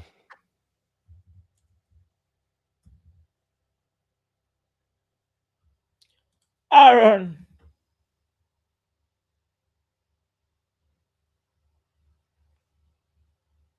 Can you see that? Is that? Yeah. So Wan-Bissaka, passes attempted is Wan-Bissaka. Passing accuracy is kind of low though. Frimpong better passing accuracy. Just to let you man them know, Frimpong can pass the ball, by the way, just for everyone that thinks he can't play football. Drift. Long passing accuracy does go to Aaron Wan-Bissaka, to be fair, but more long ball. So I pause. That's a big pause. The way West Ham play, I guess they're going to try and play more balls over the top, I guess. Crosses attempted Frimpong, but crossing accuracy, Wan-Bissaka by a landslide at like 38% compared to Frimpong's 20 and Dumfries is 14, nearly 15. Duels contested, Wan-Bissaka is about that life. Man loves a duel in that. He's made more tackles than everyone as well. But now when it comes to take-ons, this is where Frimpong kind of gets more into his bag again. And in the air, Dumfries is better than everyone in the air because look at the aerial duel successor. I'm not going to lie, Wan-Bissaka having 47% and my man having 43%. I can't lie, that's kind of worrying. That is worrying. But I most fullbacks aren't good at headering though. Yeah, but I bet if we put someone like Timber in there. Yeah, but he's a centre back. He's a centre back playing at right back, so he's a bit. He's built. I'll say he was a centre back playing at right back, but yeah, I get the premise though. I do get the premise though. You know what I mean? Ben White's kind of. If you go through the history of football and you look at even the greatest fullbacks of all time, would you have said any of them are great headers of the ball? Not really. Only the old school ones like Thuram. Yeah, but again, Thuram plays centre back. Yeah. If you're just talking someone that solely played right, someone like Cafu or Zanetti or you know what I mean? They weren't really great at headering. No, it was the best. Trent wasn't great at headering. No, Kyle Walker wasn't really. No, Kyle Walker wasn't great at headering. No. It's not really a trait you associate with a fullback. Yeah, for real. Man said Dani Alves. Brother, Dani Alves was not known for being good in Don't be wrong. Dani Alves, because he's aggressive, can compete, but he's not like you go, oh my, he's very good in the air. Like, you got a point there. It's mainly right backs that can play centre back that are good. Even our own legend Robbo, not the greatest header. Yeah, for real. Like, fullbacks aren't normally synonymous with great heading, is all I'm saying. So I'm not gonna get too caught up in. Fozzie, you're 100% right. Big up Fozzie, you're saying Maldini, but that goes back to Drift's point again. He centre back that can play left back or left back that can play centre back. Do you get what I'm saying? Yeah. But you're right. Hybrid player, yeah. Big up Fozzie. Yeah, he's a hybrid. So he's a hybrid, isn't it? Yeah. But possession lost though.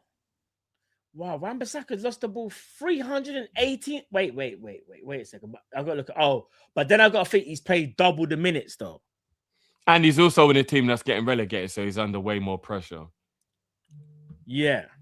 Do you get what I'm saying? Like, way more pressure because in a team that's in a relegation, that's going down. Look, I'm not saying Wan-Bissaka's some bad boy, you know. I'm just saying a 1 year gap fill to have home quota and he's prem proven and he's reliable. Like, he's fit every week. That's all I'm saying. I'm just trying to find until we can find a real right back. You know what I'm saying? And again, I will caveat this. Maybe what I've seen of Frimpong this season is all based on Slot being crap manager. And maybe next year, under a new manager, it will be like, oh, shit. Frimpong is a good player. But I can only go off of highlights when he was at Leverkusen and what I've seen at Liverpool. And what I've seen of him at Liverpool, he's not good enough to play for Liverpool at right back. Not for me. What about no, we haven't been linked to him recently though. I kind of go ask people that we've been linked to it. But yeah, no. Listen, I understand the shout of Wan-Bissaka. Would he be defensively sound? I would say so. The problem is for Liverpool to progress. That's what I was going to ask you. Progressing the ball. Can Dumfries progress the ball? Or does he struggle in that first phase of build-up, in your opinion? Well, are we talking about pass progression or dribble progression? Bruv, just get the ball upfield. Because he can dribble up the field. I don't know about passing up the field. See, that's kind of the same issue with Frimpong. I'm not saying Frimpong's passing is the greatest, but Frimpong can dribble. Like, he needs the ball at his feet, kick it part, like attack someone. Frimpong's actually very good at carrying the ball. Yeah. He's very good at carrying the ball. But That's one thing. He gets us up the pitch for sure, yeah. But not passing out for the back. There's a reason why Curtis Jones has been playing there, bro. Yeah, because he's actually good at passing. So, and he's actually got an eye for a pass. Yeah, he does. Which is something that Bradley and Frimpong don't have. They don't have an eye for a pass. Agreed.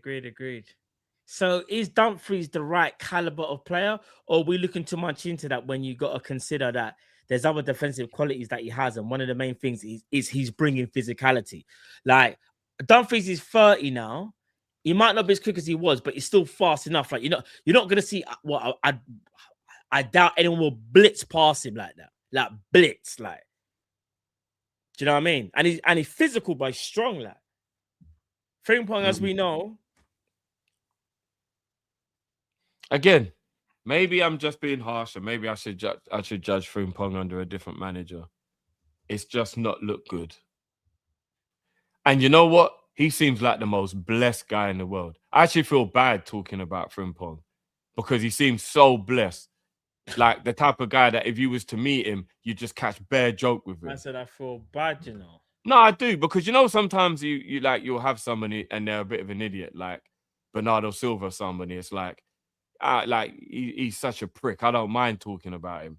Like, I feel bad talking about Frimpong because he seems like such a good guy, but I just don't think he's Liverpool level.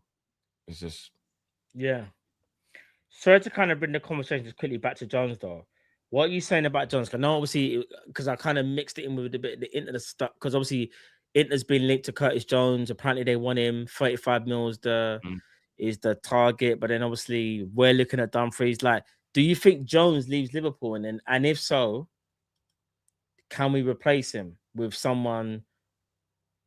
Like, what's your thoughts on it? Basically, can we replace Curtis Jones? Because I think he can be replaced, but to replace a player that's a squad player that has that kind of unique skill set will be hard to replace. Yeah, I don't have any hope of him staying if the manager is still here. We need Slot to go for anybody to hang around. Bro, I'm even worried that the whole situation might change with Ibu if it's still Slot. Boy. Because a lot of people are forgetting, Ibu officially only has like 2 weeks left on his contract. And people actually forget, June the 1st, right? Yep. Ibu officially has 12, 13 days left on his contract. Do you know how scary that is, bro? I'm very concerned. Unless it's July the 1st. All right, I'm gonna bring up some of Jones's stats here. I'll do per 90. I don't know why I didn't do per 90 last time. I'm such an idiot. Hold on. Per 90, passing, blah, blah, boom, boom, boom. Let's add shoot. Should we add shoot into it? Shots on target, shot accuracy. TK said it's the 30th of June. Do you know what's mad, yeah? Who should we compare? Sorry. Go on. No, we've actually got a situation on our hands where, everybody's still torn in the fan base about Ibu. I'm really shocked there are still people that are like, I don't care if Ibu leaves. Like, I'm actually really, really shocked that there's people in the fan base saying they don't care if Ibu goes. I'm not surprised, bro. I'll be real. Right, who should we compare Curtis Jones to? Should we compare him to players that we've been linked with or players that we have already? Let's just jump in the deep end. Adam Wharton. All right. Elliot. What, Elliot Anderson? Yeah. All right, cool. Tonale. Anderson. Hold on. Who else have we been linked with? Shit. Schmidt.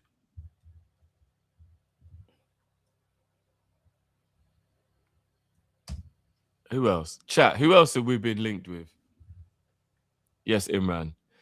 Have we been linked with Edison? Oh yeah, Morgan Rogers. We've been linked with Rogers. Have we? Yeah. I don't think there's any point putting Kamara and Sangara in there because no, we've been linked with. No, we kind of been. No, not. We've been linked with Kamara more so than Sangara. You know, Kamara's. It looks like Kamara's Newcastle. Going, yeah, Newcastle. But no, but apparently we've been alert. I'm gonna add him. Because I want us to get him. Lamine Kamara. All right, so I've got Curtis Jones, Adam Wharton, Elliot Anderson, Lamine Kamara. I'll do one more because if not, it's just gonna get out of hand. Players that we've actually been linked to, not players that we want, but we've actually been linked with. Yeah. I don't. Chat, give me one more. I don't think we've been linked with anyone else. Man said Jarrell Bowen. Nah, you lot are going mad. Midfielder, chat. Midfielder. We've actually been linked with, like. Have we been? Oh, yeah, we did get linked with Varela today. You know the Argentinian from Porto? Did we? Sangare. What, Mamadou? You know, Bunny, I'll just add Mamadou Sangare in there, bro. Bunny, we did. Where is Mamadou Sangare? That's more of a want than a real link, though. I don't think we've been linked with Sangara at all, have we? We kind of have by Lewis Still. Yeah, by Lewis Still. Where's Mamadou Sangare to Bomba? Where am I? There he is. All right, so the last one, chat. Last one.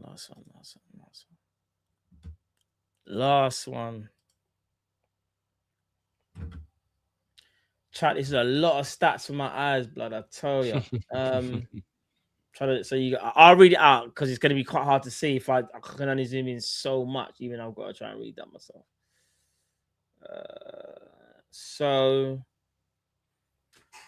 All right, so I've got to see who's who actually. For now, I don't even know who's who. All right, so Elliot Anderson's played the most games. So shots on target is Sangare. Who's only played 24 games? That is Mamadou. Sorry, that's Lamine Kamara. So was he injured or something? I think he did get an injury. So if I'm not mistaken, so look, Curtis Jones, Adam Wharton, Elliot Anderson, Lamine Kamara, Mamadou Sangare. Right. So regarding shots now, shots on target, Sangare again. Goals, everyone's kind of equal, but Curtis Jones and Adam Wharton. Has Jones not got a goal this year? Not in the... Not what? Have I not watched Jones score this season, no? Apparently not, no. Hold on. How can you get 0.2 goals? I don't even understand what the goal stat is. This is per 90. 0.2 goals. This is per 90, bro. Oh, per 90. Okay. This is per 90. So Jones has scored. It's just his average works out to be nothing, basically. Basically, yeah. Compared to the amount of games that he's played. Yeah. All right, so this is where it gets mad. So passes attempted, Curtis Jones. This is per 90. Curtis Jones wins that by a landslide. Passes completed, Curtis Jones. Passing accuracy, Curtis Jones has the highest percentage at 91.65. Talk to me, Wharton fans. I was told that I was mad when I said Jones is better than Wharton. I know. What I'm going to say is this. For a man that's actually attempted more passes and got a higher pass accuracy is kind of mad. But I know people are going to say, he passed it sideways and backwards. Well, what I've done is I've added that in there. So forward passes is Jones, but Jones has played more backwards and sideways. Now, I'm going to say the reason why these are there is because Jones has played right back. So when he's had to play right back, he's had to play it back to the goalkeeper at times. That's why I thought, let me add some context. Bro, talk to me. I have to add some context, yeah? Every passing metric, Jones is better than Wharton by these statistics. Every single passing metric. Other than crossing, because you don't cross the ball. I'm so sick of the hyperbolic, over the top flavor of the month, hipster. Wharton's a good player. There's no doubt he's a good player. He is not a better footballer than Curtis Jones. He just played for another club, so everybody's gassing him up. Oh, where's intercept? Have I missed that interceptions? Wait, Joe. Let me. If we let Jones go and buy Wharton, I'm gonna be so livid. Let me and what, pay 80 million for him as well?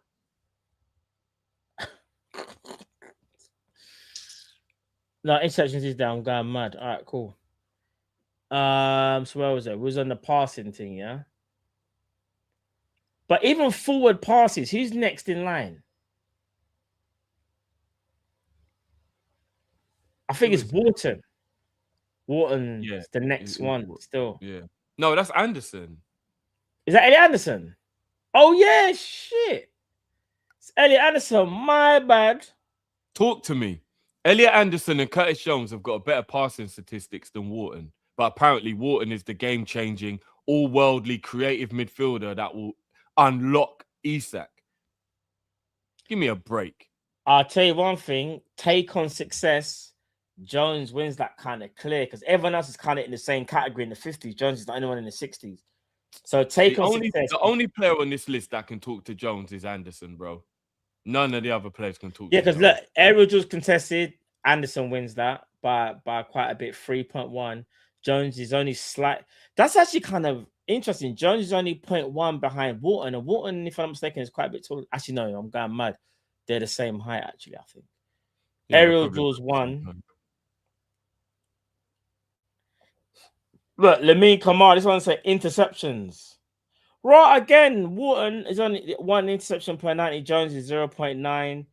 Elliot Anderson at 1.2. Sangare with a 1.6 as well. Look at Anderson on the ball recoveries. 8.4 average a game, you know. Anderson's a bad boy player. He recovers the ball a lot, bro. I'm telling you, if he goes City, you're getting a baller right there, you know. I said from when I finished watching the under-21 Euros, I said, this Anderson kid is a baller. And to be fair, Jones, even possession lost, like only 11 compared to everyone else, like 14, 17.9, 16.5, 12.3. And you know why? Because Curtis Jones has got the best ball retention out of everybody there. People sleep on Jones' ball retention, bro. Yeah, he might hold on to the ball and annoy us at times, but he takes care of the ball a lot more than people give him credit for. Drift, did I say this to you on stream before? It's a shame that Curtis Jones isn't lauded enough, because if he played for PSG, they will be talking about and his name was Cortin Joninho. Abroad, he'll be like, oh, you see that? No, even forget the name change. He'll be like, oh, you see that Curtis Jones? He's sick. You know? I'm telling you from now, I'm not gonna sit here and say he's Vitinho or anyone like that, Pedri. I'm not saying that. What I'm saying is, though, we underappreciate, in my opinion, technical footballers that can open up a game due to their passing and IQ. Does Jones have errors in his game? Of course, like everyone else, but he's 25 years old and he's not in his prime. It's mad, yeah, because I kind of want to do. I'm gonna do it. I don't care. I'm gonna do the madness. I'm gonna do it. I'm gonna add in Vitinho. I don't give a. And Vitinho might even cook him, but it's more about what style of play and what they bring to the table, bro.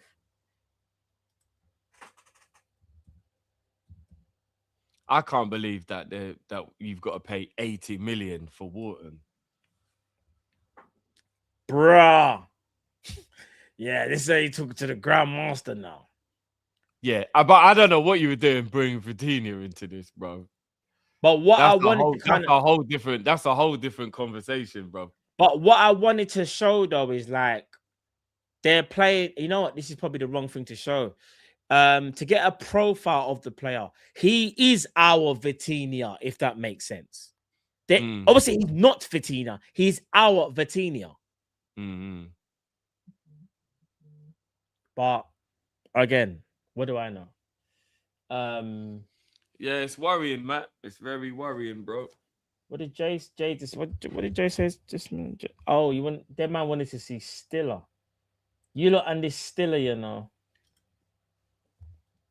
Still on that. Bruv.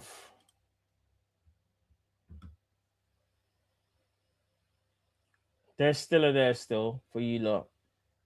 Was there any other one? What else Get you rid say? of Vitinha, Matt. It's just making everyone feel bad. What's that? Get rid of Vitinha. It's just making man feel bad, bro. Yeah, I know. All right, let's do it. Look, Curtis Jones and Stiller then. And Curtis Jones plays in a harder league. Them man are saying Ab McAllister. You lot just want to do the blame game, innit? You lot are nasty, you know. Nah, there's no need to add McAllister. That man, hey, bro, McAllister's got like 5 greens, bro. It's dark.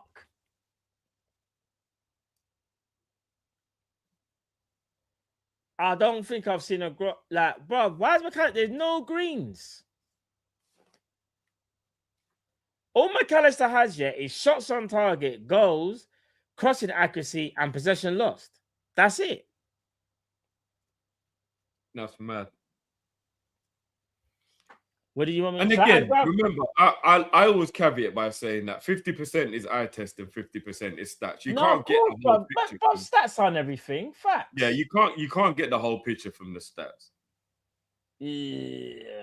Oh, look at Grav. They're like the same. They're the Chuckle brothers, bro. Look at Grav. But look at Curtis Jones, though, fam. Yeah, he's still standing. He leads the way, fam. All right, last time I added the Soboslai, but we have to factor in that Soboslai has played at right back. Actually, so I guess it kind of factors in with Jones.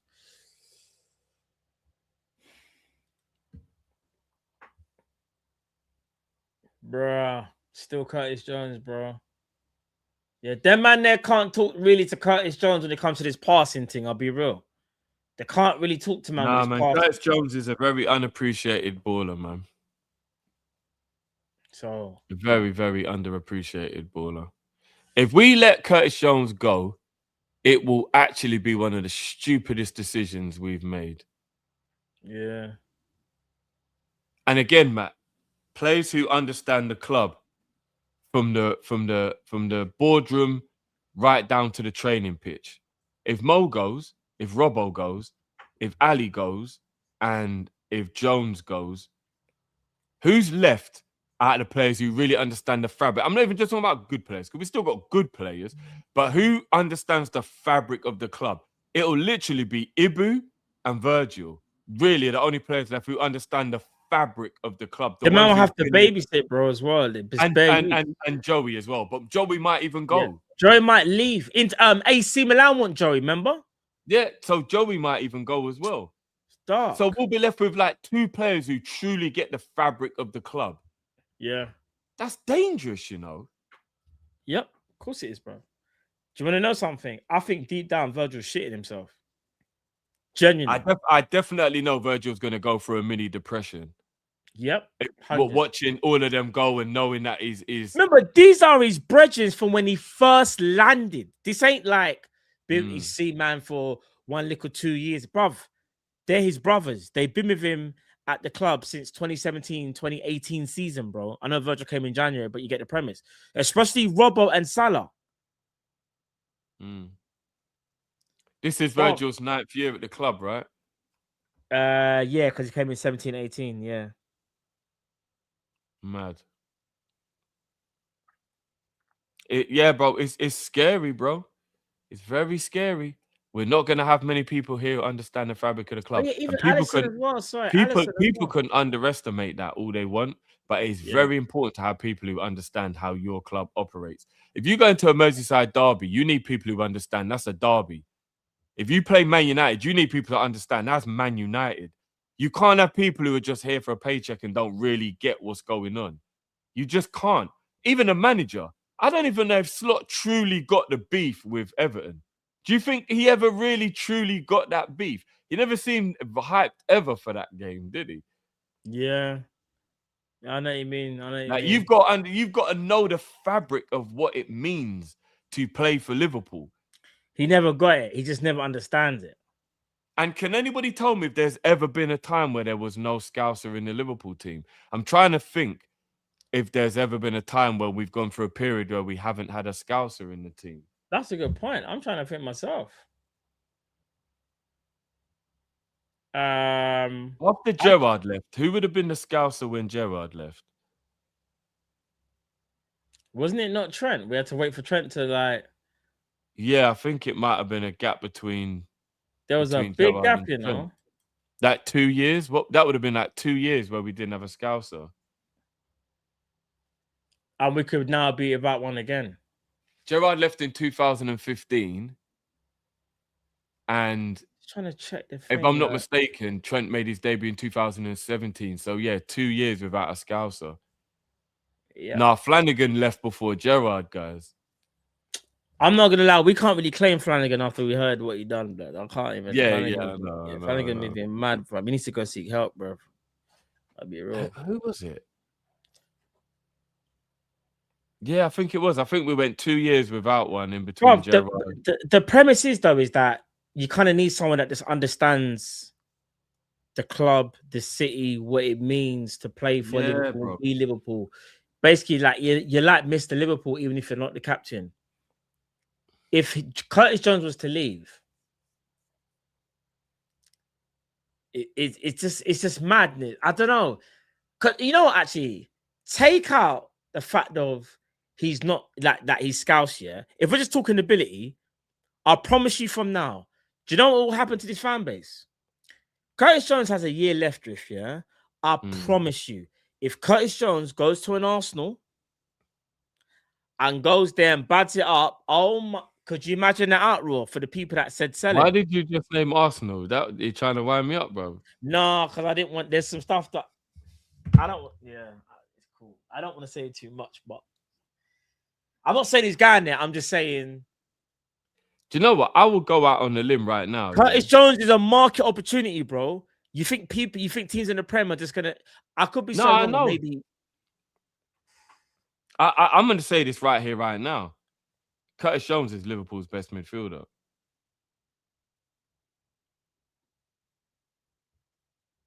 I don't know. I think he is. I don't know. I think he's had the best season. Bar Soberslai's had the best season. Yeah, bar Soberslai, but I don't know if he's better.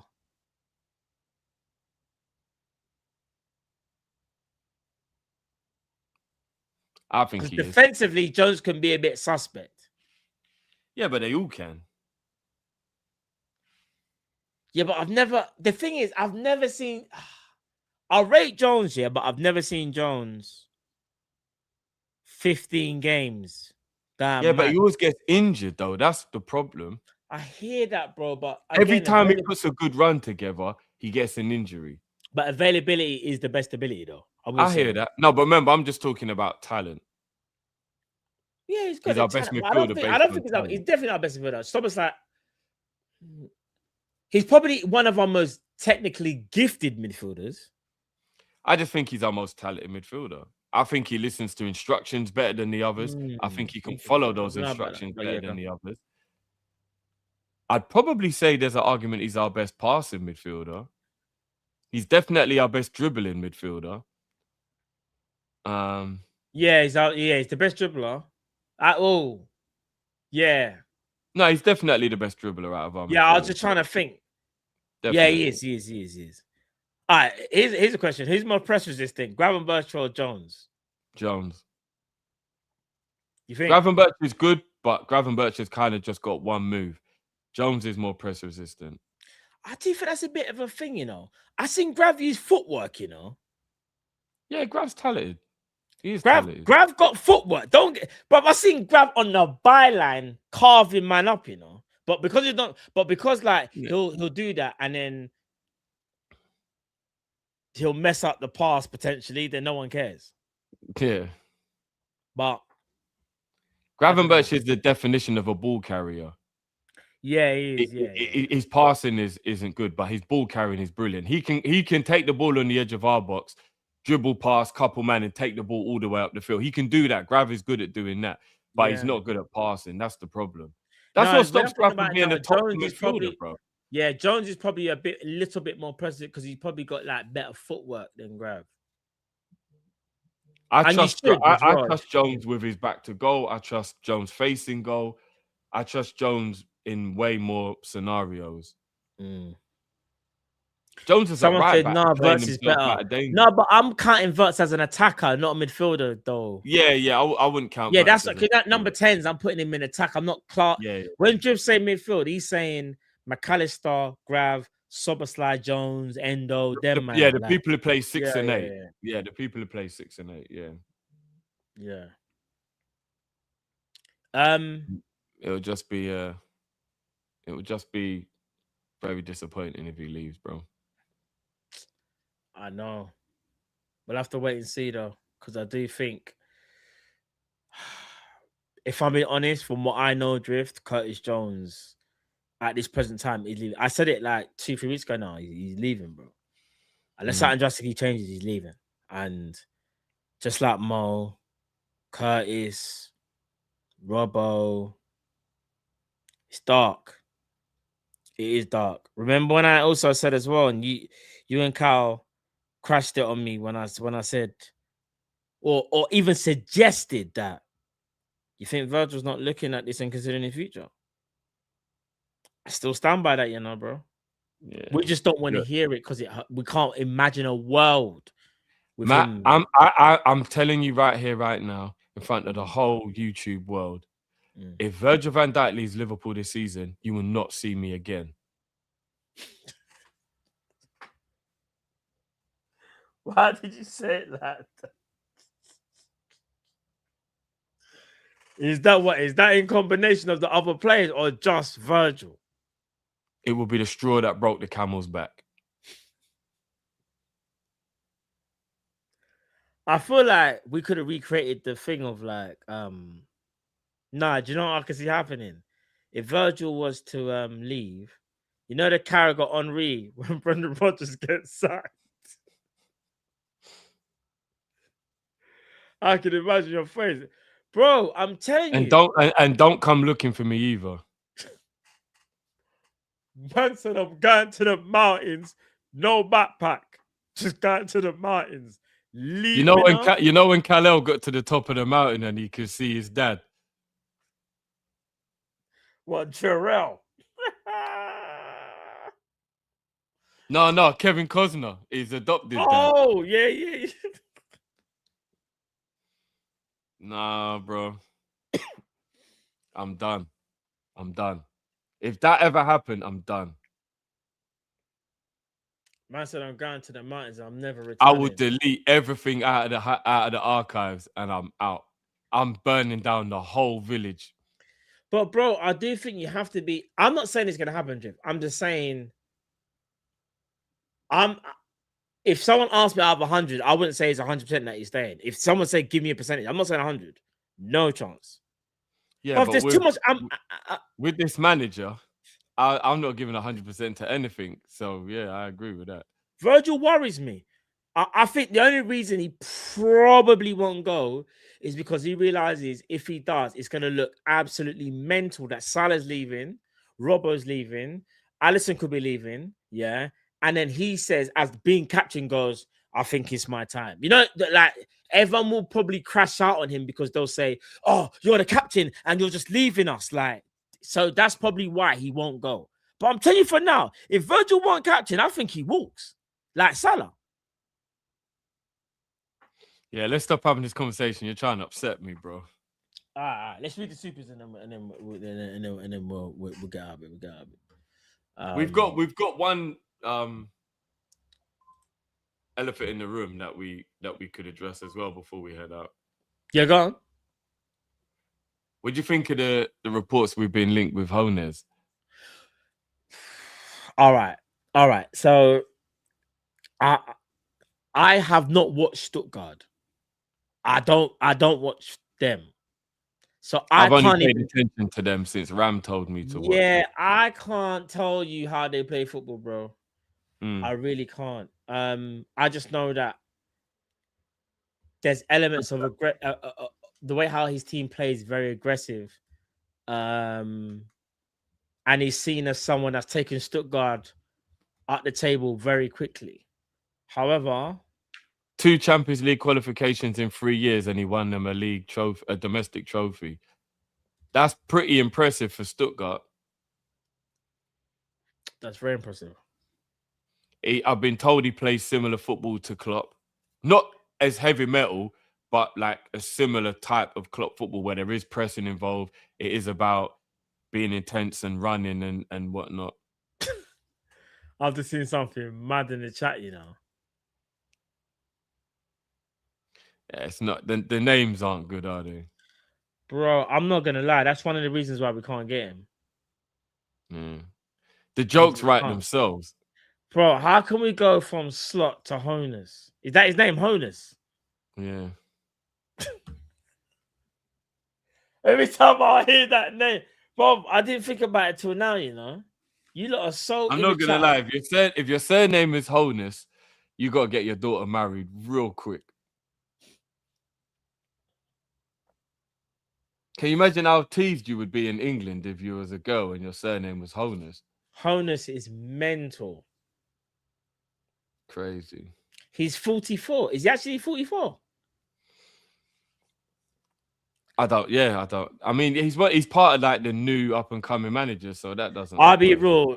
Just the fact that our own fan base is cussing his name, we can't get him. I don't care how great he. Bro, I couldn't even care if he won 3 Bundesligas. When a manager's name is Honus, fam,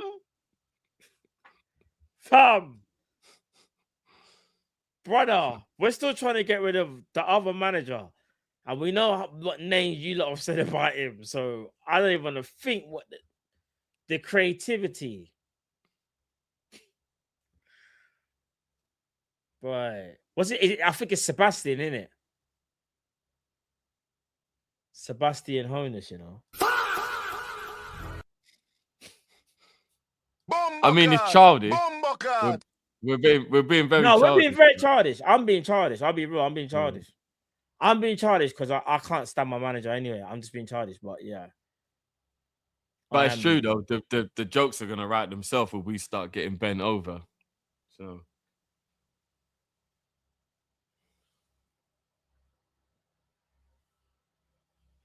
Nah, you're being mad childish, you know. What? I didn't say nothing, bro. Liverpool have just tasted defeat of 4-0 battering. Honus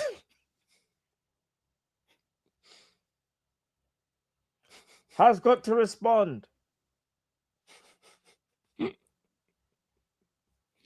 Dark. Where's Bruno?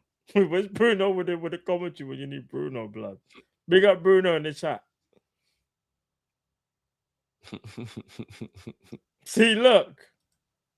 Bro, it's gonna go mad.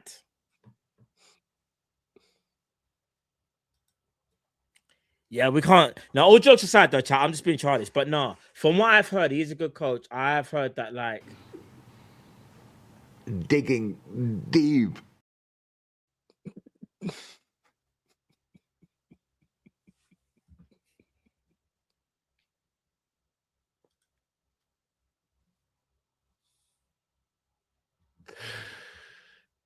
no, this actually might be the maddest.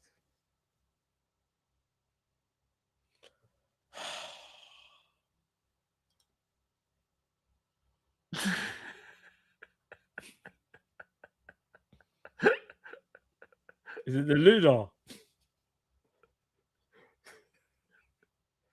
Nah, we're being mad childish, you know. Dun, dun, dun, dun, dun. Dun, dun, dun, dun, dun. It's clean, homie. We're done. Even though he wrote me a check. We're done. Now we're being mad. I'm being mad childish. What's wrong with me, bro? There's a manager out there called Sebastian Honus, and I'm just moving mad.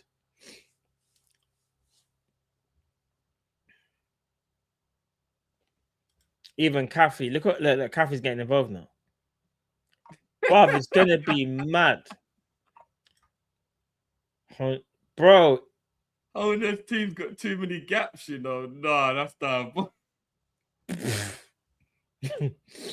Bro. Matt, all we've got left is being childish, bro. How else are we supposed to keep our spirits up? I know, fam. I know. You might as well call us Ian Bill FC, bro. Got nothing left. Man said, Honest, loose at the back.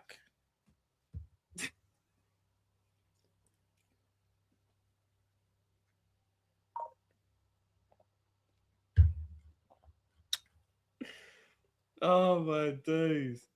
Fucking hell. We are so childish. We are so childish. It's so stupid.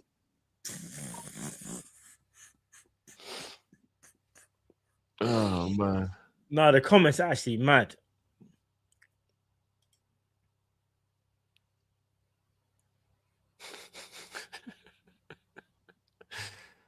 Oh, man.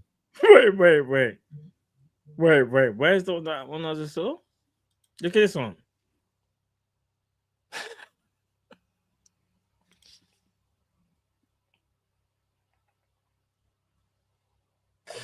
Yeah, you've got to laugh. You've got to laugh, man. You have to laugh, bro. You have to laugh, man. You have to laugh. The H is silent.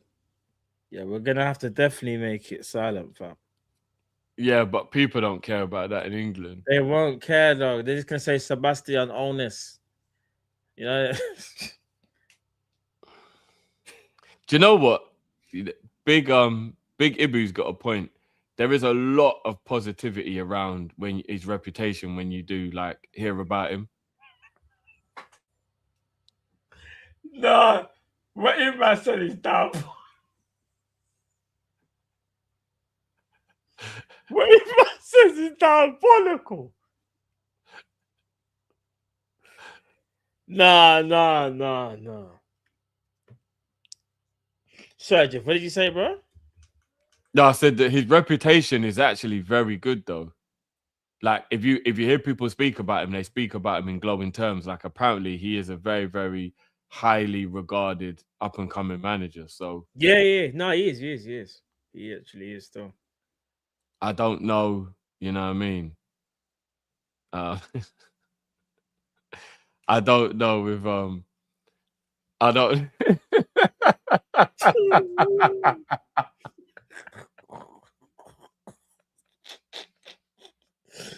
No. Oh, flipping no. But yeah.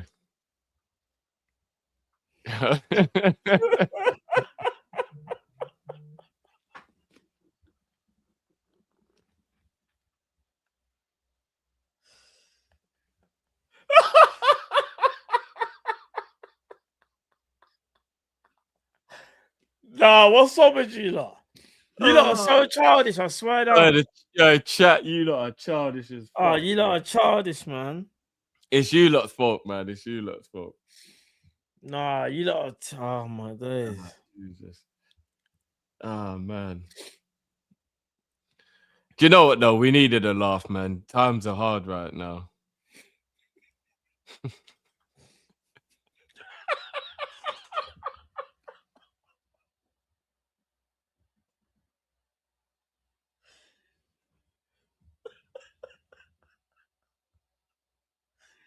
Nah, you men are mad childish. What's wrong with you lot?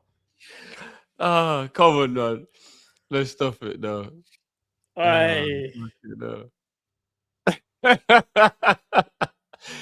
Cappy's killing me as well, you know. I swear now. What did Cappy say? Oh, man. No. Flipping up. We needed to finish up the show with some joke, though. We needed. Nah, for real. All right, maybe at the supers and then we head out of him.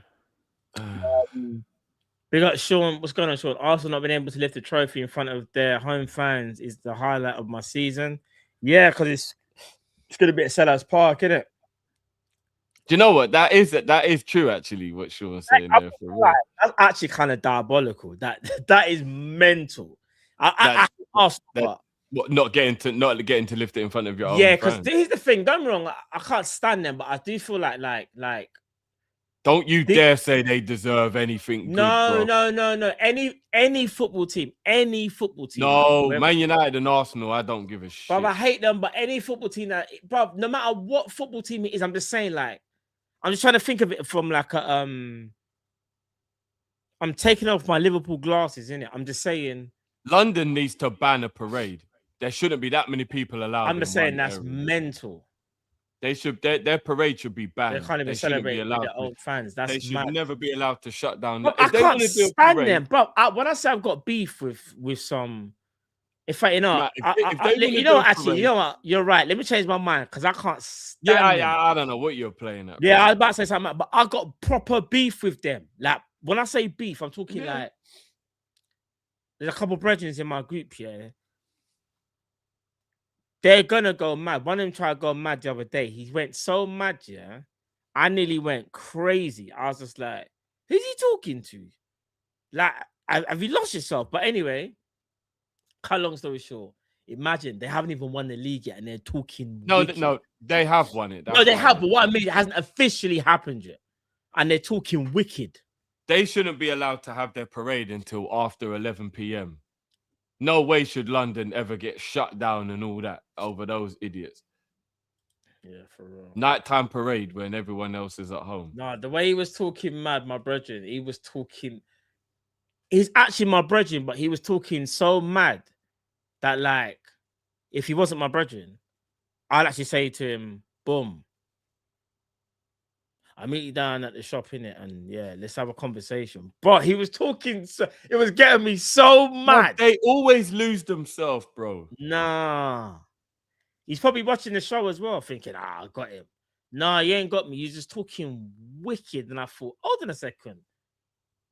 You. I won't even say his name, so I don't want to bait him up. I was thinking, you after, and this brother here, and let me not even get into it anyway. Let me not even get into it. The man, they lose themselves, you know. I'm so depressed right now. I might not even heat up the chicken I've got for dinner. I might just eat it cold, bro. Man said cold chicken, you know. To be fair, though, people have it. It sounds crazy, but you'd have it in a sandwich, wouldn't you? Do you know what I mean? Like if you had a sandwich, what are you gonna do? Put your sandwich in the microwave? Do you know what I'm saying? So it's calm. No, to be fair, cold chicken tastes nice, but with your dinner, I would never really. Yeah. You wouldn't. You wouldn't have, like, for example, cold chicken and rice. It'll be like if it's in a sandwich set, you have it in like a salad or something. Like that. Or you know, like in the summertime, I have a salad with cold chicken. That's what I said. Yeah. Facts. Big up Slot Sniffs. Slot Sniffs, you know, is mental. Pep gone. The league lacks a clear stand-up manager. Drift, didn't you say? Did you say that? Well, I saw you said that before we went live about Pep. You were like, you see, because Pep's leaving, there's no real stand-up managers. Remember, you had the conversation before we went live, innit? Yeah, with Pep leaving the Premier League, there's officially no world-class managers left in the whole league now. Yeah, that's mad still. An opportunity. I'm going to be honest with you, lot. We are in for a very, very, very dire future with how crap managers are in general now compared to like the real dons. No, for real. Sorry. It says Pep gone. The league lacks a clear stand-up manager. An opportunity for a club to dominate. We said nah. We'll stick with a ball tosser. Is mental, you know. With 20 defeats. Lad the all people, man. You know what I mean. Big up Thomas. Remember, Salah is bought in, lives here, said his daughters are Scouse, raised in Liverpool, and helped us push the train. Klopp quote starts actively alienated the fans and the players for time. I agree, he has. I think he has. I wonder if Salah's kids actually speak Scouse, because he's right. They've literally been born and raised in Liverpool their whole life. Bro, let me tell you something. I know this is gonna sound like almost like revisionism, but like when we won the league, I'll never forget. I was mad gas and I'll never change nothing and I'll never change nothing what I said. But I always felt deep down, we're winning the league, yeah, but I don't really feel like the manager is connected to us like how Klopp is. But I just thought at the time that's just because of it was Klopp. It's just Klopp, so he's different. But generally, I don't think Arnie Slot understands like what it truly means. It's not just about like results in the pitch, it's about everything. Even the way a man talks, like we're fed up. Anyway, let me not go. I can't bother to go back into it. Do you know what, Matt? Yeah. Tell me what you think of this, because I was thinking about this yesterday. Jurgen Klopp might be the worst thing that ever happened to Liverpool. Yeah. I know exactly where you're going with this, by the way. I know exactly where you're going with this. Because no one is ever going to. You're never going to get a more personable manager that relates to you, the fan, and the players. It's like it's almost impossible. So, for example, when Klopp was speaking in the press conference, you feel like he's speaking to you. Yeah. Like he's your brethren. Like you'll be thinking, that's exactly what I was thinking, Jurgen. Like he just gets it. His sarcasm, everything, like everything, we just understood it. Yeah. Even when we're annoyed with him. We're annoyed with Klopp when he says things like... feel like... And you know, if you gave me a chance to do it all over again, I would. But I really feel like Slot could actually technically be the worst thing that ever happened. No one's ever going to live up to him. Ever again. Like, no one's ever... We're always going to be thinking about when we had Klopp as manager, because no one is ever going to live up to him. It'll be like, yeah. It's dark, you know? It's dark. I'm not even going to lie. Like, even when I see clips of him now online and, like, doing the fist pumping and, like, and I'm just like, I can't believe this guy was our manager. You know what? You see, Klopp had that aura. Man didn't force... The aura was just there from when he arrived. Charismatic from jump. No aura, bro. No aura. And he never even had it when he won the league. Do you want to know why he never had no aura? It was that pose he did, you know? He just doesn't have that infectious personality. Have you even seen... I'm going to go mad here, but I don't even care. Have you seen the way how he walks? He walks in his tiptoes, you know? I'm being deadly serious when I say that. He walks in his tiptoes. Moving like Rousey settings, even though she won big up Ronda Rousey. Have you ever seen him walk on his tiptoes? Bro, you think I'm actually joking? He walks on his tiptoes. I don't know what kind of bait we have. You know that's the condition. You're meant to go to like physiotherapy and unlearn how to do that, because apparently like it's bad. Because there are some people he walks on his tip, bro. You think I'm joking? It's the problem. It's meant to be like you're meant to like wear special shoes to stop you doing that. Chat on my line. Watch how he walks. He walks on his tiptoes and like, I'm being honest. Like maybe let me not even go too far. Maybe it's a genuine condition. I don't know, but he kind of walks on his tiptoes, bro. He kind of does. And I always noticed it. I didn't think nothing of it. I just thought, why is he walking there? But yeah. I don't know, man. Tippy tying around the place is mad. Rah, Dembele's not going to play in the final. Do you see how everything's falling into place for Arsenal? You're lying.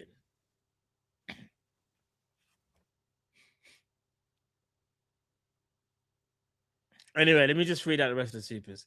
Big up Ambient, hear me out. Pep to PSG, Enrique to Liverpool. I'll be here for that still if that was to ever Pep's happen. Clearly going to have a break. He's clearly going to have a break. Pep leaving to join Liverpool's source. Trust me. Big up Dove Callum. Yeah, I wish. Big up Samax. Slot turn LFC into a shit show. 6 foot. Right on, that is mental, bro. Big up Samax. You know the Jurassic Park clip? Yeah. When my guy takes off the And I was yeah. Was it not Gold? Not Gold Bridge. No, it's Goldblum. Goldblum? No, Gold. Say again. I swear it's Gold. Is it Goldblum? Jeff Goldblum. Goldblum. Yeah, Jeff Goldblum. Yeah. You're right. Yeah, Jeff Goldblum. And he just takes off the glass and that's one big pile of shit. Big up Curry 371. Matt was laughing when I said Havertz would be much more useful, prolific player than Wirtz would ever be in the Prem. Dynamism is key in this Prem. But Matt should still be laughing. Where's the dynamism from Havertz? I'm sorry, what? What? Because he scored today. Is this what we're doing? They're trying to rage bait me. I hear it. Yeah. Whoever that is trying to. I'm not even going to respond. That is mental, bro. Havertz is shit. Big up Darth Callum. I'm more angry with him wasting some of our hardest kits. Now we're cooking some meh kits. Pep will have us cooking next season. Don't worry. I hope so, bro. Oh yeah, Liverpool's kit launch. You know what's so mad? Our new kit launch is tomorrow, and everyone knows what the kit is. Yeah, don't show me no kit. No one's surprised. No one cares, and I don't care. Don't show me the kit. I don't. But I will say this though. I will say this on a sly plug-in thing. If you go to OK Jersey, you can go and get your football jerseys. I think it is there. If I'm not mistaken, when I checked the other day, I think that jersey might be there still. So yeah, go OK Jerseys, code Kopish and get 8% off. Don't buy it full price. Yeah, use the code. Remember, I told you about full price and then thing. I remember when this manager, big up Jacques, Slot, Salah can both go get lower on a 1-year deal. I think Lewandowski might be Lewandowski on a 1-year deal. Ram really keeps on trying to get me to yeah, bro. This Lewandowski in Prem, it's like trying to do up Kesman in Prem, fam. It's not then it's just nah. I just think this Lewandowski that's like 45 years old. Nah, blood. Yeah, I just think he's too old to adapt to the Premier League now. Yeah, too physical, bro. Look what happened when Benitez bought Morientes and he's do you get what I'm saying? We got Vern. Your son's 18. Hey, Vern, your son 18, you know. Hey, blessings. Happy birthday. Hey, happy birthday, man. Trust me, for your son, Vern. And not only that, let me drop. What's going on with my computer? Going mad now. Oh, there it is. Yeah. Happy birthday to your son, Vern. Big him up each and every time. I hope he's having a blessed day, man.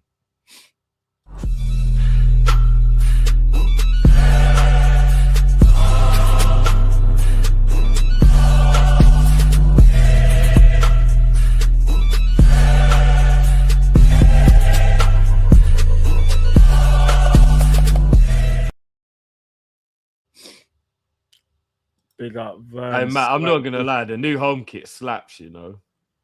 Do you know what? I will say this, though. I'm wondering whether they could have done the collar a bit different. I think a V-neck might have been better still.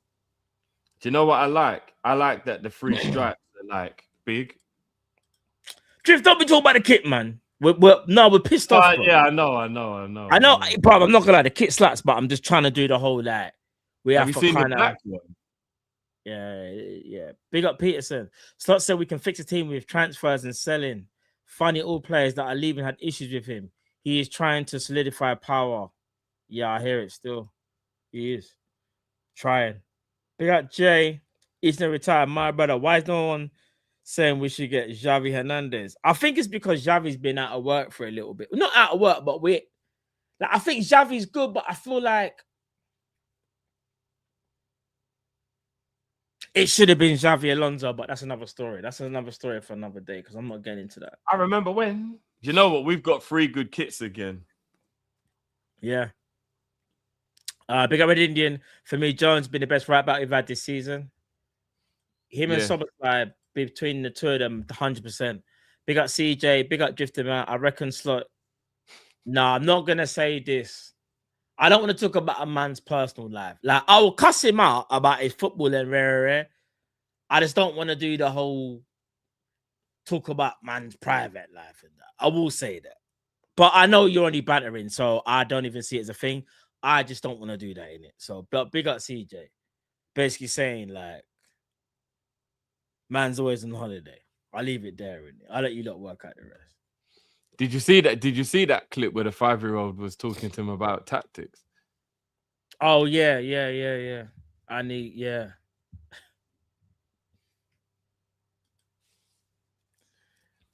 Big up Sanji. Hope honest.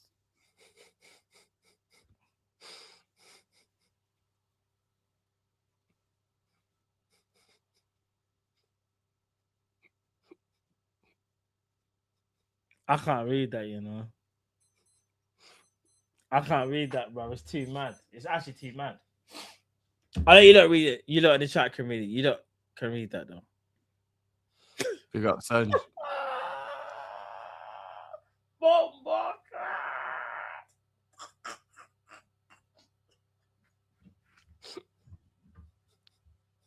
Give me a second, bro. Oh no, that's mental, bro.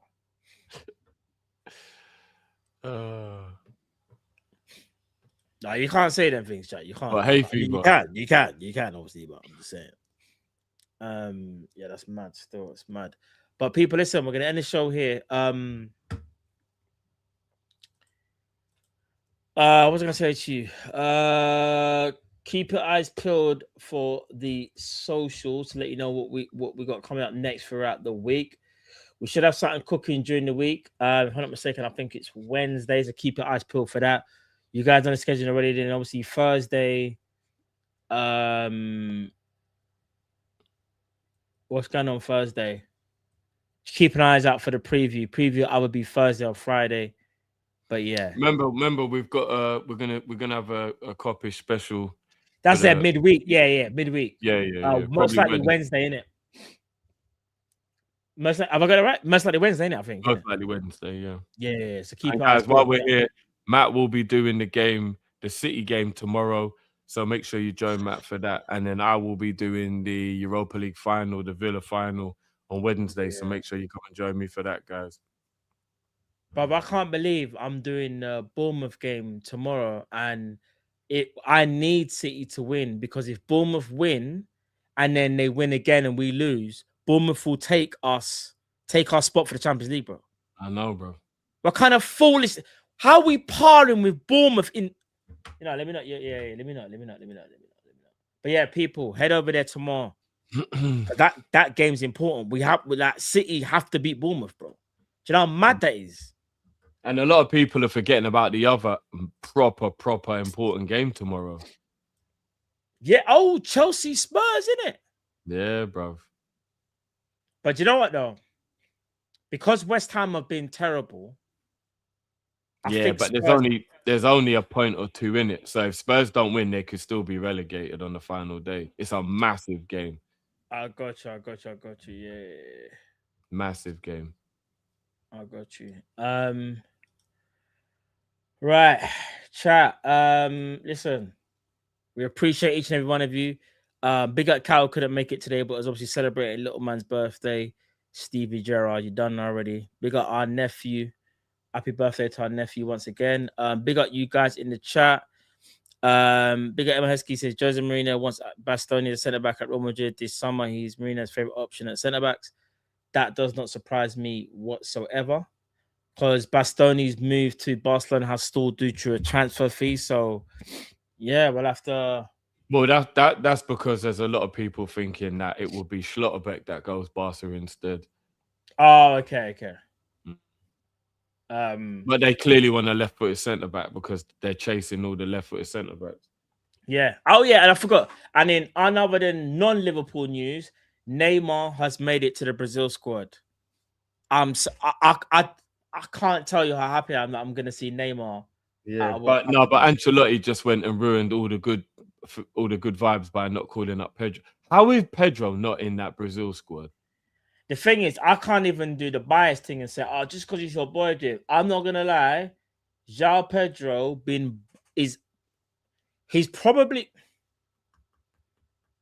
either been the second or third best striker, only behind Haaland. Yeah. He's got 20 goals with no penalties. Going mad. Imagine being at Chelsea and getting 20 goals with no penalties. Do you know how bad Chelsea have been, bro? Yeah, I'll be real. Shall I be real? I know Igor Thiago got the goals. Like, he did. Like, I'm not going to front. But you see the way how he plays. Everything kind of with João Pedro, he can he's like Ekatike. He can facilitate. You can play the game through him, and he'll be calm. So it's not like you with Igor Thiago. You have to put the ball on a plate for him to score. You don't need that with João Pedro. Yeah, it don't make no sense. It's so weird. Brazil, man, like what?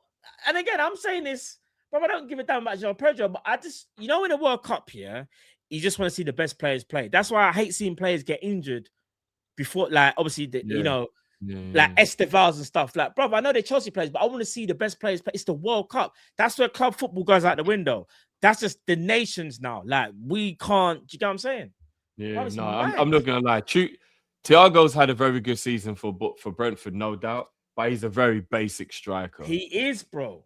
Very basic. I cannot believe Pedro hasn't been called up. He's not. Do you know what's going to make me mad?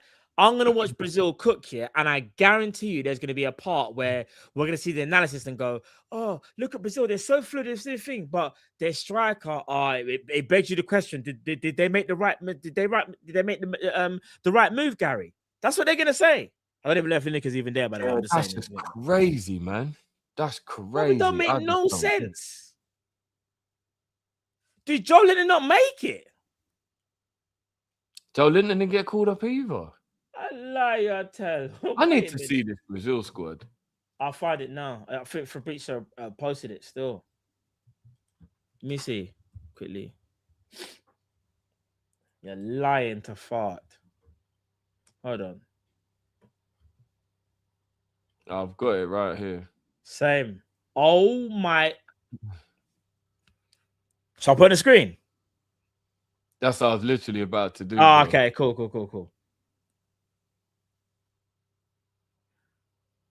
Oh no, this isn't. No. I'll do this like my yeah. I'll do this because it might be a bit easier for people to see the thing. This is the like that. before it's been picked, isn't it? Yeah. This is Where's the one where it's actually been like confirmed? This ain't the right one. This is the one from Fabrizio. That's the names, bro. Oh, okay, yeah. Allison, Edison, Weatherton, Alex. Hold on, Alexandro. Ain't that the same? Ain't that brother that used to be at Juve? I don't even know if he's still there, by the way. He's probably at a Brazilian club by now. Bremer, Danilo, Douglas Santos, Gabriel Magalhães, Ibanez, Leao, Pereira, Marquinhos, Wesley. How can Danilo still get in the team? Bro, ain't Danilo like 47? Bro, all I know is this Brazil team is shit. Bro, look at the midfield. Casemiro, Bruno Guimaraes, Fabinho, Paqueta, Danilo Santos. Why is he only taking 5 midfielders? You're telling me, and again, you're telling me Joe Linton can't make that midfield? Bro. I mean, don't get me wrong. I actually think Santos, Paqueta, and Guimaraes are ballers. And Casemiro has been a bit resurged in the last few months. But yeah, how can Joe Linton not make that team? Bruv, look at the attackers now. This is where I think he's made the mistake. Martinelli, Igor Thiago, Luis Enrique, Matias Cunha, Neymar Jr., Rafinha. No, wait a minute. Ain't that Ryan from Bournemouth? Yeah. Brother made like 10 appearances and got in the squad. Is mental, bro. He was Semenyo's replacement halfway through the season. And don't get me wrong, he's been cold. What I'm saying is, though, how does Pedro not make that list? This Brazil team ain't even coming out of the group, man. Do you know what don't make sense? You've got Ryan, you don't need Martinelli. Because Ryan is a better version of Martinelli. That is so meaty, isn't it? What a meaty team, man. I'm not gonna lie, Look at the defense, Matt. Oh, what a meaty team, man. Do you know what, Matt? That is everything that's wrong with football. Looking at a Brazil team, that shit is everything that's wrong with football. Yeah, even Brazil don't have ballers anymore, bro. Their starting centre backs will be, I'm guessing, will it be Gabriel Marquinhos or will it be? Yeah, it'll be Gabriel Marquinhos. Yeah. What a crap. What a crap. Oh, my days. He's just going to tell the man, because he put Neymar there, I think he just lost his mind and just said, fam. And you lot told me that thing he made it, but he hasn't. He's not on the list. Who? Mr. Spinaroonie. Yeah, no, it's fake list going around. That was a fake list. Yeah, I thought you made it as well. Anthony, I thought you made it as well. Yeah. No, Do you know what? I actually reckon you can make a better team out of the people that got left out of the French squad. French will carve out these men here, you know, and Spain. Spain will carve them up, you know. Yeah, of course. Brazil ain't doing nothing at this World Cup. It's gonna be give the ball to Neymar, couple Majinkis, couple, and yeah, that's it. Because you got Igor Thiago up front. I'm just gonna have to. Who am I gonna support for this? Do you remember when Brazil drift? Do you remember when Brazil had what was the freaking guy's name? He was so trash. So when Brazil went for a really bad patch. Joe. Yes. Wagner Love and them, man. How can you have a man that plays for you called Joe with no E? Do you remember Wagner Love and them, man? Wagner Love, Everton. Remember Wagner Love and them, boy? CSK Moscow Dons. Remember them, man, there? Remember Fred? From Leon. Man done one move and flip-flop in one Champions League game. Gave him God status. Nah. Nah, when Brazil started having strikers called Joe and Fred, I thought it was something. You knew it was done. There was no going back. Done, bro. Man said they had to press the reset button. Mad. And you know why? Yeah. Their players leave Brazil too early now and get Europeanized. Mm-hmm. Facts. No one knows how to play the Brazilian way anymore. There is no such thing as the Brazilian way anymore. That's because everything's now systemized. And they just play like...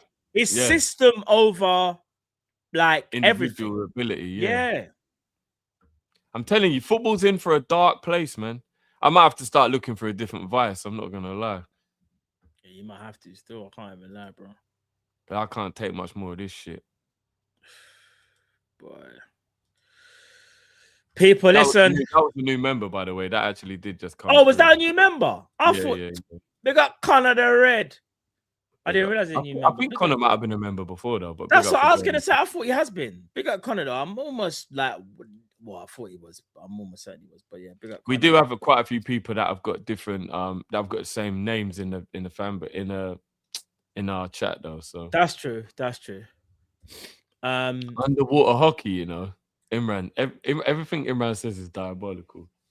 It's mental. Guys, listen, keep an eye on the socials. We'll be back most likely Wednesday, unless there's some breaking news tomorrow. Tomorrow, if you want to see some football and see if Liverpool will make the Champions League automatically, Bournemouth take on Man City. Join me for that over there tomorrow. And on Wednesday, I believe Drift's doing the game, Aston Europa League final, yeah. Europa League final, that's it, yeah. Europa League final, Freiburg, Aston Villa. So go check that as well, people. Make sure another football game to look forward to. That's not Liverpool, another final. You get me? But yeah, it is what it is. But people, listen, we're gonna end the show here. Big up to each and every one of you. Each and every time, it's been an amazing show as always, man. Enough banter. You know what I'm saying? Bare jokes, just keeping the Prince, vibes. 58. No. Some of us a decent player, but he's not good enough to play for Liverpool. Oh, okay, yeah. But yeah, I don't man. need more Dutch players either, man. Nah, for real. Big up you guys in the chat. Yeah, you know, Monster got. Yeah, I'm going. I see. Big up Monster. I was going mad for a second. You're gonna be redirected. People to Monts, Big Six Bands. Yeah, where there's gonna be probably bare madness over there. Big up Monts and the Mandamus over there. Oh yeah, you get me. Did you see this? Oh yeah, I saw that.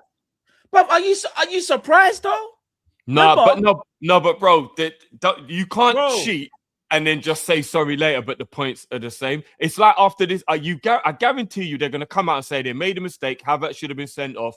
But who cares now? It's over. Arsenal still get the points. It's the Diaz thing. You know, remember, check complete. Remember, we got an apology late. Yeah. Bro, Liverpool have officially had more apologies off them than any other team, bro. Yeah. They are just cheating now. In our face, just blatantly cheating, and there's nothing we can do about it. And do you want to know what the problem is? And most people are guilty of this, but we need to stop this. As a fan base, we get tribal And because I saw all Man United fans after that going, cry me a river, boo-hoo, rah, rah, rah. You're part of the fucking problem. Because when it happens to you, don't cry. Because you said when it happened to someone else, they should just shut their mouth.